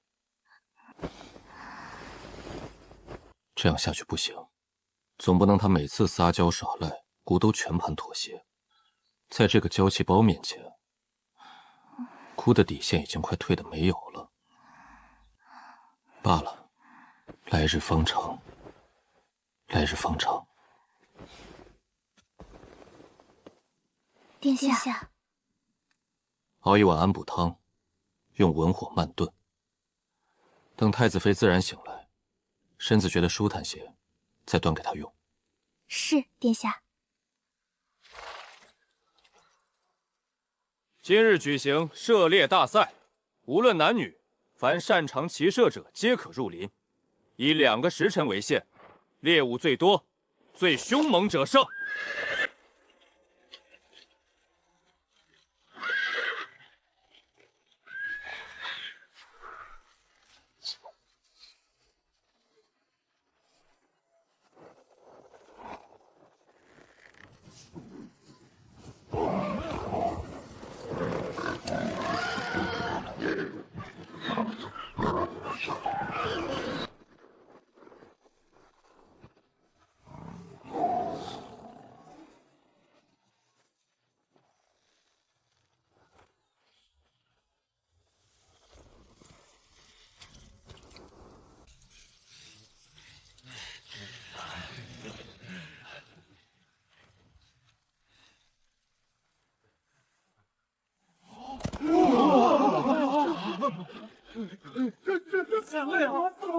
不愧是沈老王爷的孙子，这一身胆气，当真有老王爷当年沙场挽弓的风范。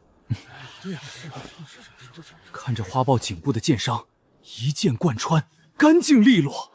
年仅15岁，便有这样的胆识与准头，假以时日，必是我朝一员教将。沈家这一代实在耀眼的令人心惊。长女沈书瑶深得储君爱重，未来后位已无悬念。长子沈成柏年纪轻轻，便凭政绩升任知府。如今二公子沈承周又在秋猎大放风采。原以为定山王府传到第3代，盛极而衰才是常理，谁能想到，沈家子弟非但没有颓势，反而将富贵与权势稳稳延续到了下一代。本届射猎大赛第1名，骠骑大将军顾和。第3名，定山王府二公子沈承周。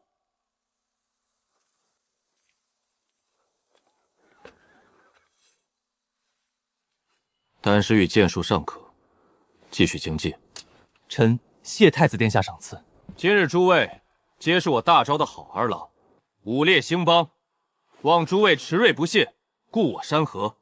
今夜营中设篝火盛宴，诸君可尽兴而归。武烈兴邦，扬我大招！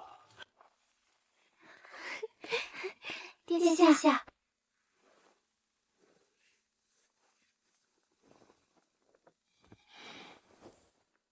今日身体可有不适？不难受。方才雪梅说，阿周得了今年射猎第3名。表现还算不错。不愧是我弟弟，阿周真厉害。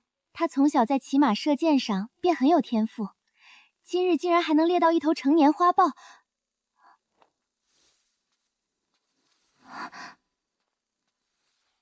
瑶瑶，姑15岁时已经拿过2次射人头名。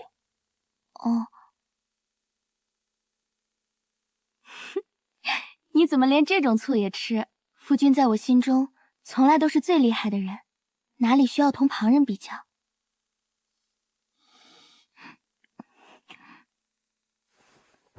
每一次都亲得这样重，以后不许亲了。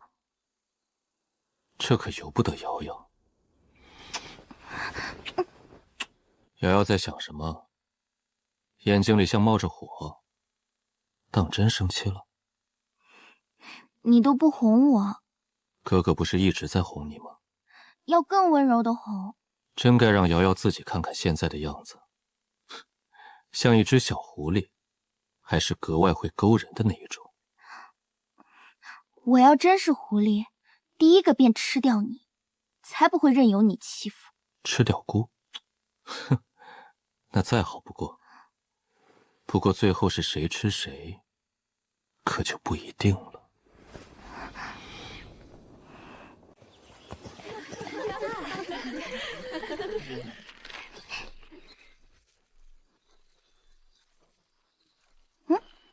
下一届我一定要自己射。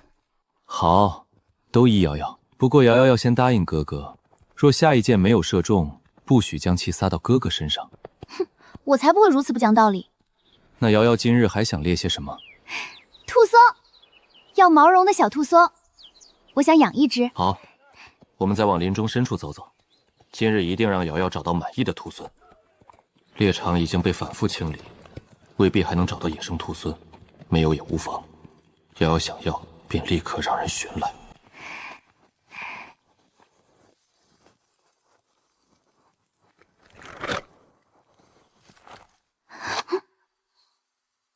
别说话，别怕。如此沉不住气，姑还以为他们能多忍些时日。呼叫！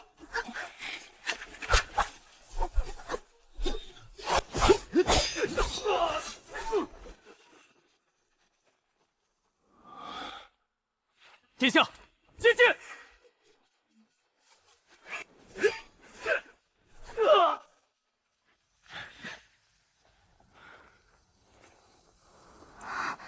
没事。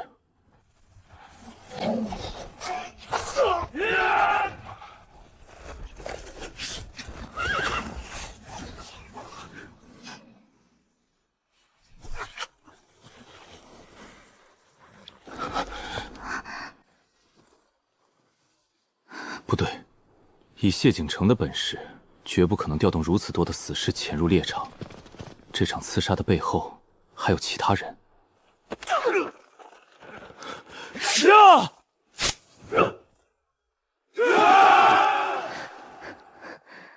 我不能让他分心，我不能在这个时候拖累他。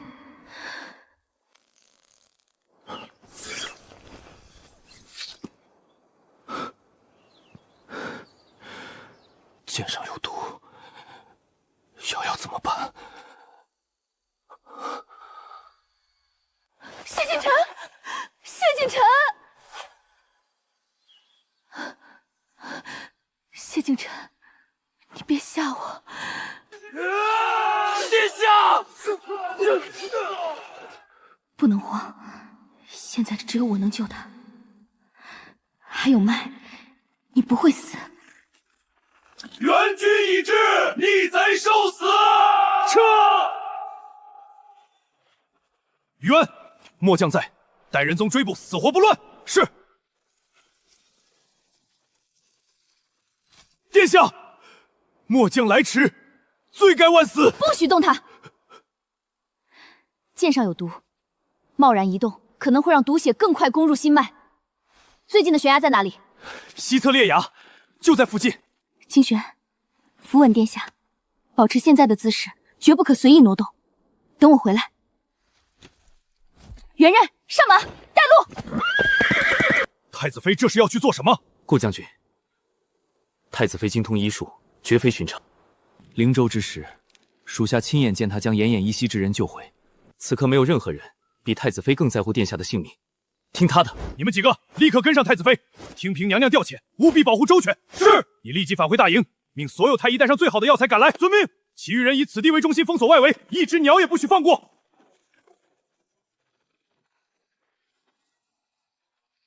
快找结实的藤蔓！你们抓紧，我下去采药。听见我喊，立刻拉我上来。太子妃，万万不可，让属下下去。不行，青云须与普通芽草极为相似，你分辨不出，一旦采错或者遗漏，殿下便没有时间了。谢景晨还在等我，我一定要救他。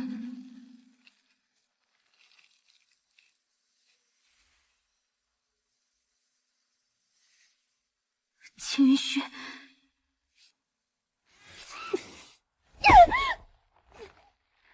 开！给我滚开！太子妃，下面发生何事？我没事，拉我上去。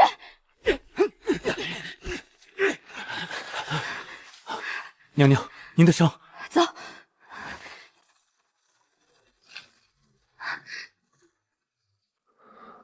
此毒毒性诡异，老臣从未见过。这似乎是早已失传的救援伞。救援伞可是……让开！将枝叶捣碎，要快。是。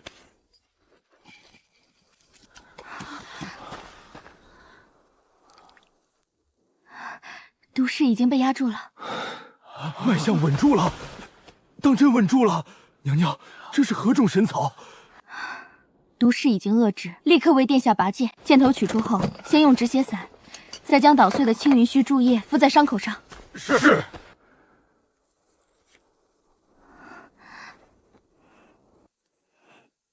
瑶瑶，我在，谢景琛，我在这里，我不会离开你。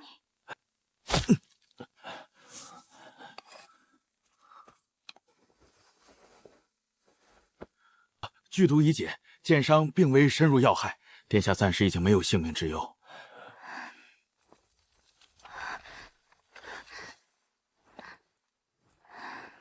太子有令，所有人留在帐中，不得擅纵主外出。听说林中发生了大规模刺杀，似乎有人受了重伤，究竟是谁？退回帐内。派出去打听的人为何还不回来？到底是谁受了伤？若是瑶瑶她，母亲，不要慌，瑶瑶自幼机敏，又有福泽护身，一定会平安。夫人，老爷，这是太子妃身边的人悄悄递出来的，特意交给夫人。阿爹阿娘，女儿安好，万物忧心。菩萨保佑，多谢菩萨保佑，不是我的瑶瑶。可知道受伤的究竟是什么人？递信之人没有多说，只留下了这张纸。瑶瑶安然无恙，那么遇刺重伤之人，十有八九便是太子。楚军在皇家围场遭到如此规模的伏杀，这片看似平静的营地之下，究竟藏着怎样的暗流？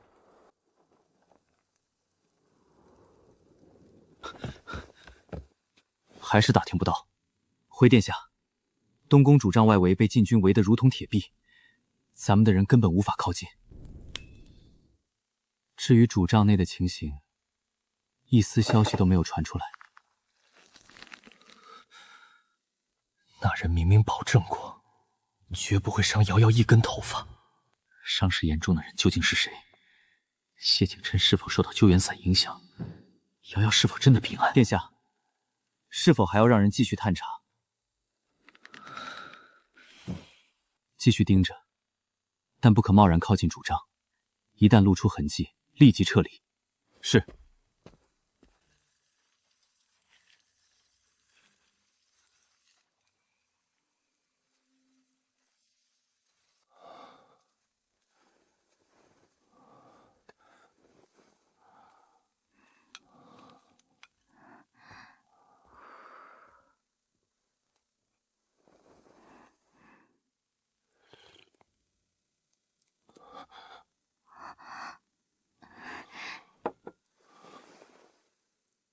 谢景琛，不可声张，按兵不动。谢景琛，他是想让外面的人继续以为他情况危急，幕后之人一定还在暗中观察。此时公开消息，只会打草惊蛇。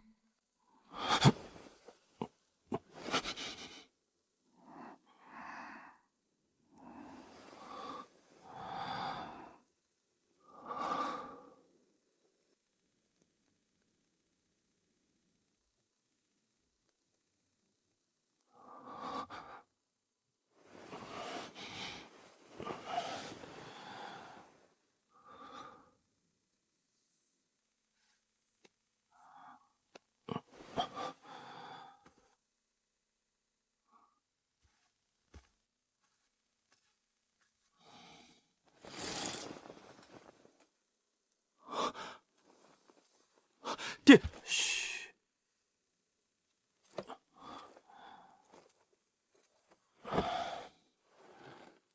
说，殿下昏迷以后，黑衣袭击者仍不断围攻，太子妃始终守在殿下身边。援军抵达后，娘娘判断剑上富有强烈药性。太医认出是救援伞，却一时找不到对应办法。娘娘得知西侧裂崖可能生有解药，便带着援人赶去。娘娘不许属下代替她下崖。娘娘说，只有她认得青云虚。娘娘在崖下找到了药草，她的手上与脸上的擦伤，都是在采药时留下的。娘娘回来后，以青云虚压住毒势，随后又亲自守着太医取出箭矢，稳定伤势与包扎。他本就位高，却为了救姑，独自下了悬崖。幕后之人，姑一定会将你们一个一个查清楚，依法追查到底，绝不轻纵。顾河继续封锁猎场，所有失踪人员、异常车马与物资调动，逐项核查。黑衣袭击者的身份与现场遗留线索，全部逐项核验。暗中追查，不得惊动任何可疑之人。是。谢景琛，瑶瑶，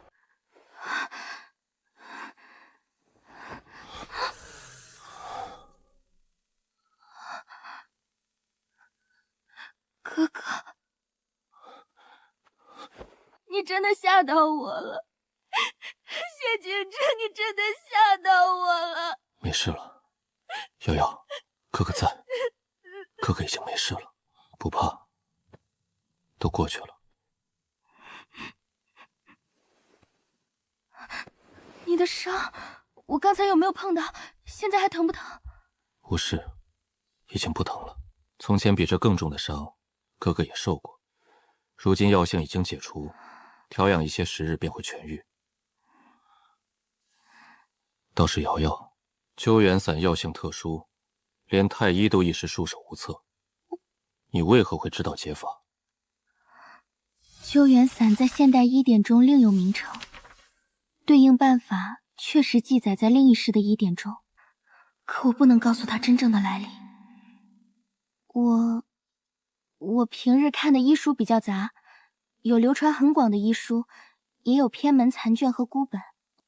当时诊出你的脉象和症状，情急之下，脑海里忽然想起一段很模糊的记载，那段记载与受雨盛药性影响后的症状十分相似，我也没有十足把握。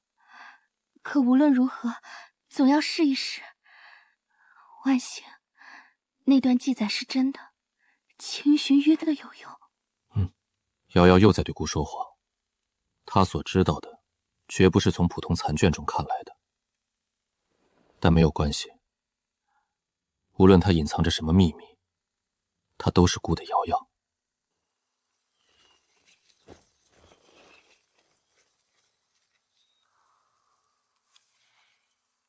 已经2日了，主帐里仍旧没有任何消息。太子殿下恐怕已经……听说太子一直没有醒来，太子妃封锁消息，莫非是在强撑局面？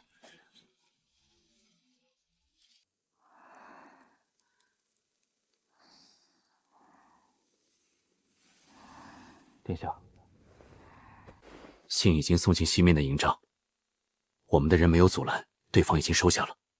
军中的骚动已经查清，是折空将军张从在暗中带头挑拨。他散布殿下伤重不治，东宫即将失势的谣言。派往新州的探子已经送回密报，齐王近日确有异动。他麾下的1万精兵频繁整顿，调动迹象已经十分明显，如今几乎不再遮掩。他自然以为，姑这一次恐怕再难支撑。皇祖父一身文治武功，受万人敬仰。晚年唯一留下重大隐患的决定，便是因愧疚，准许齐王一脉统领1万亲军。这道遗旨如潜伏在皇位旁的一道裂痕。父皇性情仁厚，多年来替齐王处处优容，但姑不同，姑自幼被立为储君，所学所历都是如何驾驭江山，以及如何解决所有威胁朝廷安稳的隐患。齐王义脉若失去统兵资格，这1万精兵便该重归朝廷，归入姑的麾下。兴州暂时不要打草惊蛇，叶将军的驻军就在附近，有叶将军从旁牵制，齐王暂时不敢真正起兵。臣明白。顾河，军中的乱象交由你全权处置。张从既然已经违背军令，应当如何做，你心中清楚，不要让姑失望。殿下放心，臣定会将张从及相关人员全部依法查办。暂时不要立即惊动张从，先查清与他来往的所有人，信件、银钱、人员与军械调动，全部留下证据。朝中与他们互通消息的人，也要逐一记录。等他们全部露头，再统一查办。是。臣遵旨。都退下，依计行事。臣告退。属下告退。到了明日，那些按耐不住的人，便会一个接一个的暴露线索。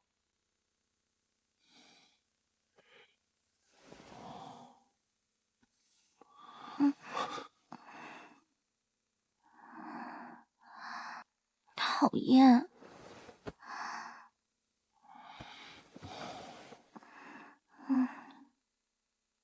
不能再睡了，再睡下去，晚上便要睡不着了。怎么这样乖？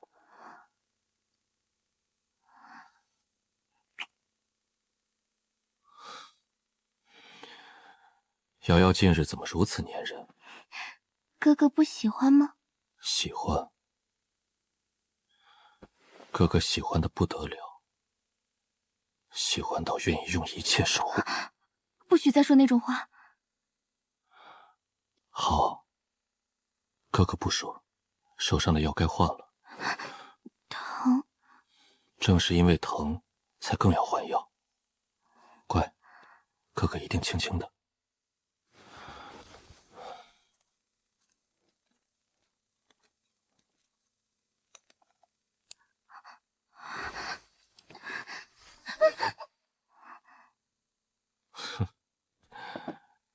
过来，瑶瑶。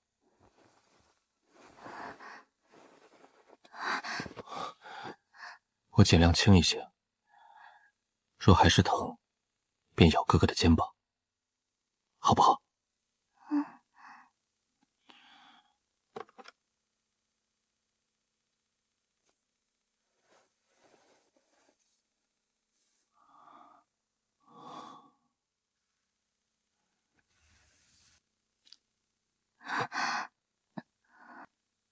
很疼吗？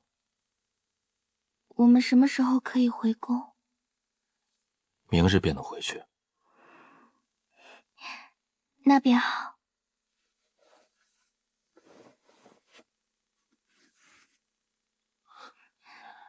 我的瑶瑶真勇敢，换药的时候一次都没有哭，好乖。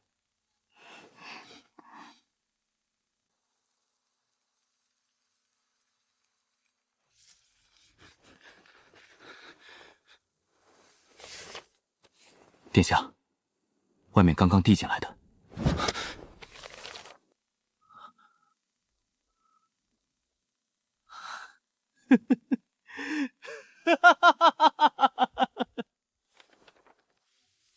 救援伞，好极了！主帐故作平静，不过是为了稳定军心，拖延时间。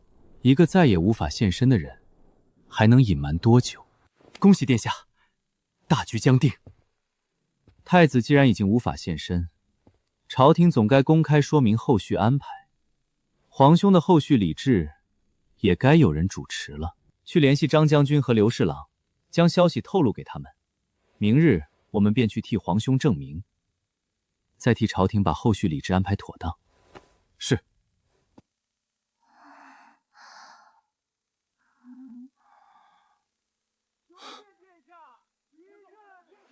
连多等一刻的耐心都没有，如此急切的来验证姑的危急消息。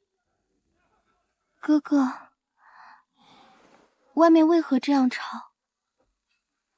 没有什么要紧的事，只是一些不懂规矩的人在外面喧哗。哥哥出去处理一下，也要再睡一会儿。哥哥，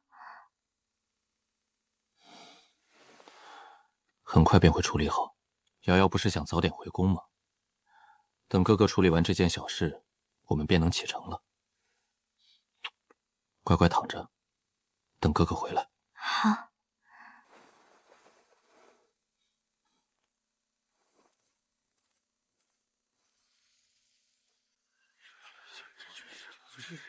顾将军，你是末将的上官，末将原本不该如此冒犯，可殿下遇刺已经2日，至今音讯全无。殿下乃国之储君，身系江山社稷，是安是危，总该让我等臣子知晓。如此封锁消息，遮遮掩掩，究竟是何道理？难道要将我等永远困在围场之中？张将军所言极是，顾将军，并非我等不信东宫，实在是此事关系国本，人心惶惶。无论如何，总该让我等面见殿下，亲眼确认殿下平安，方能安心。顾将军，至少给我们一句准话，殿下安危究竟如何？为何始终避而不见？求见太子殿下，自然没有错。可张将军带着这么多人堵在主帐前，这不像求见，更像聚众施压。宁大人言重了，末将只是忧心殿下安危，一时心急如焚。一个五品武官，往日连踏进宁家厅堂的资格都没有，如今却敢在本官面前语带讥讽，无非是认定太子已经无法现身，以为自己即将成为成王的从龙之臣。也好，本官便看着他如何亲手断送自己的前程。要末将说，殿下久久不出，本就事有蹊跷，说不定是太子妃暗中。张从，张将军，污蔑储君正妃，按律必受重惩，绝不轻纵。你若忘了大招律例，本官不介意现在替你重新分析。张将军只是忧心过度，一时口不择言。沈大人、宁大人海量，莫与他一般见识。蠢材，你也不看看眼前站着的是谁？沈家、宁家皆是开国世家，国之柱柱，即便将来成王承继大统，也不可能轻易动他们。你若再不知进退，便离本官远一些。诸位息怒，几位大人应该都没有恶意，不过是想亲眼看到皇兄平安，也好让群臣安心。哦，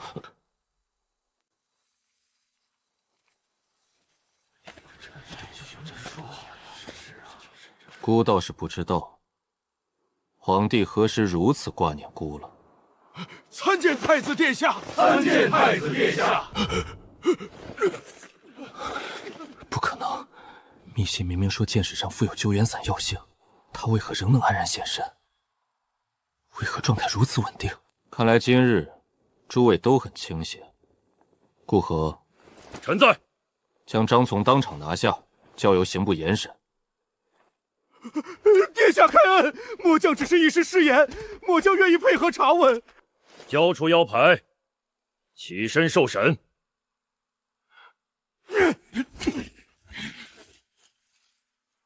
何副将，带人过来！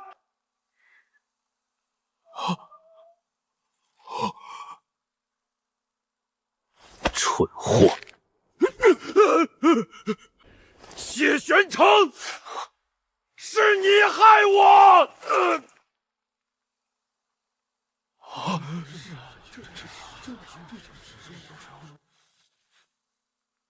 皇兄明鉴，此人恶意诬陷，他被控制之前故意反咬臣弟，定是有人暗中指使他构陷臣弟，想要挑拨天家亲情，动摇大昭国本，臣弟冤枉。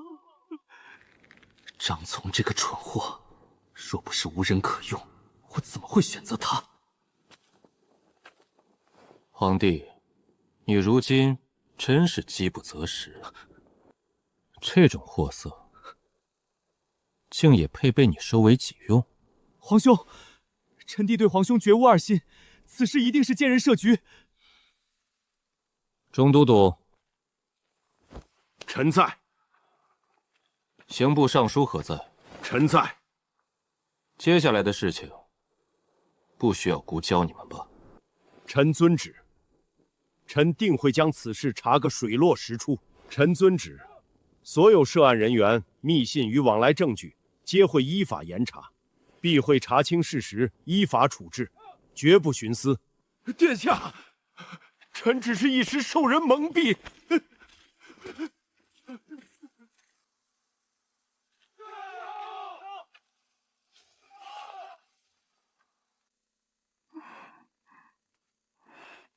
你出去了好久，让娇娇等久了，是哥哥的错。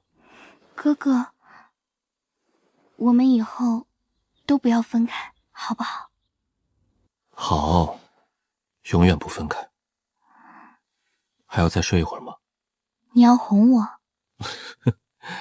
好，哥哥哄你。我能一睁开眼就已经回到东宫吗？可以，只要是瑶瑶想要的，哥哥都会让她实现。姑会用最快的速度处理所有隐患，带她回到最安全、最华美的东宫。外面的风雨与纷争，半点都不该沾到姑的娇娇身上。所有让瑶瑶受到惊吓的人，都必须依法承担后果。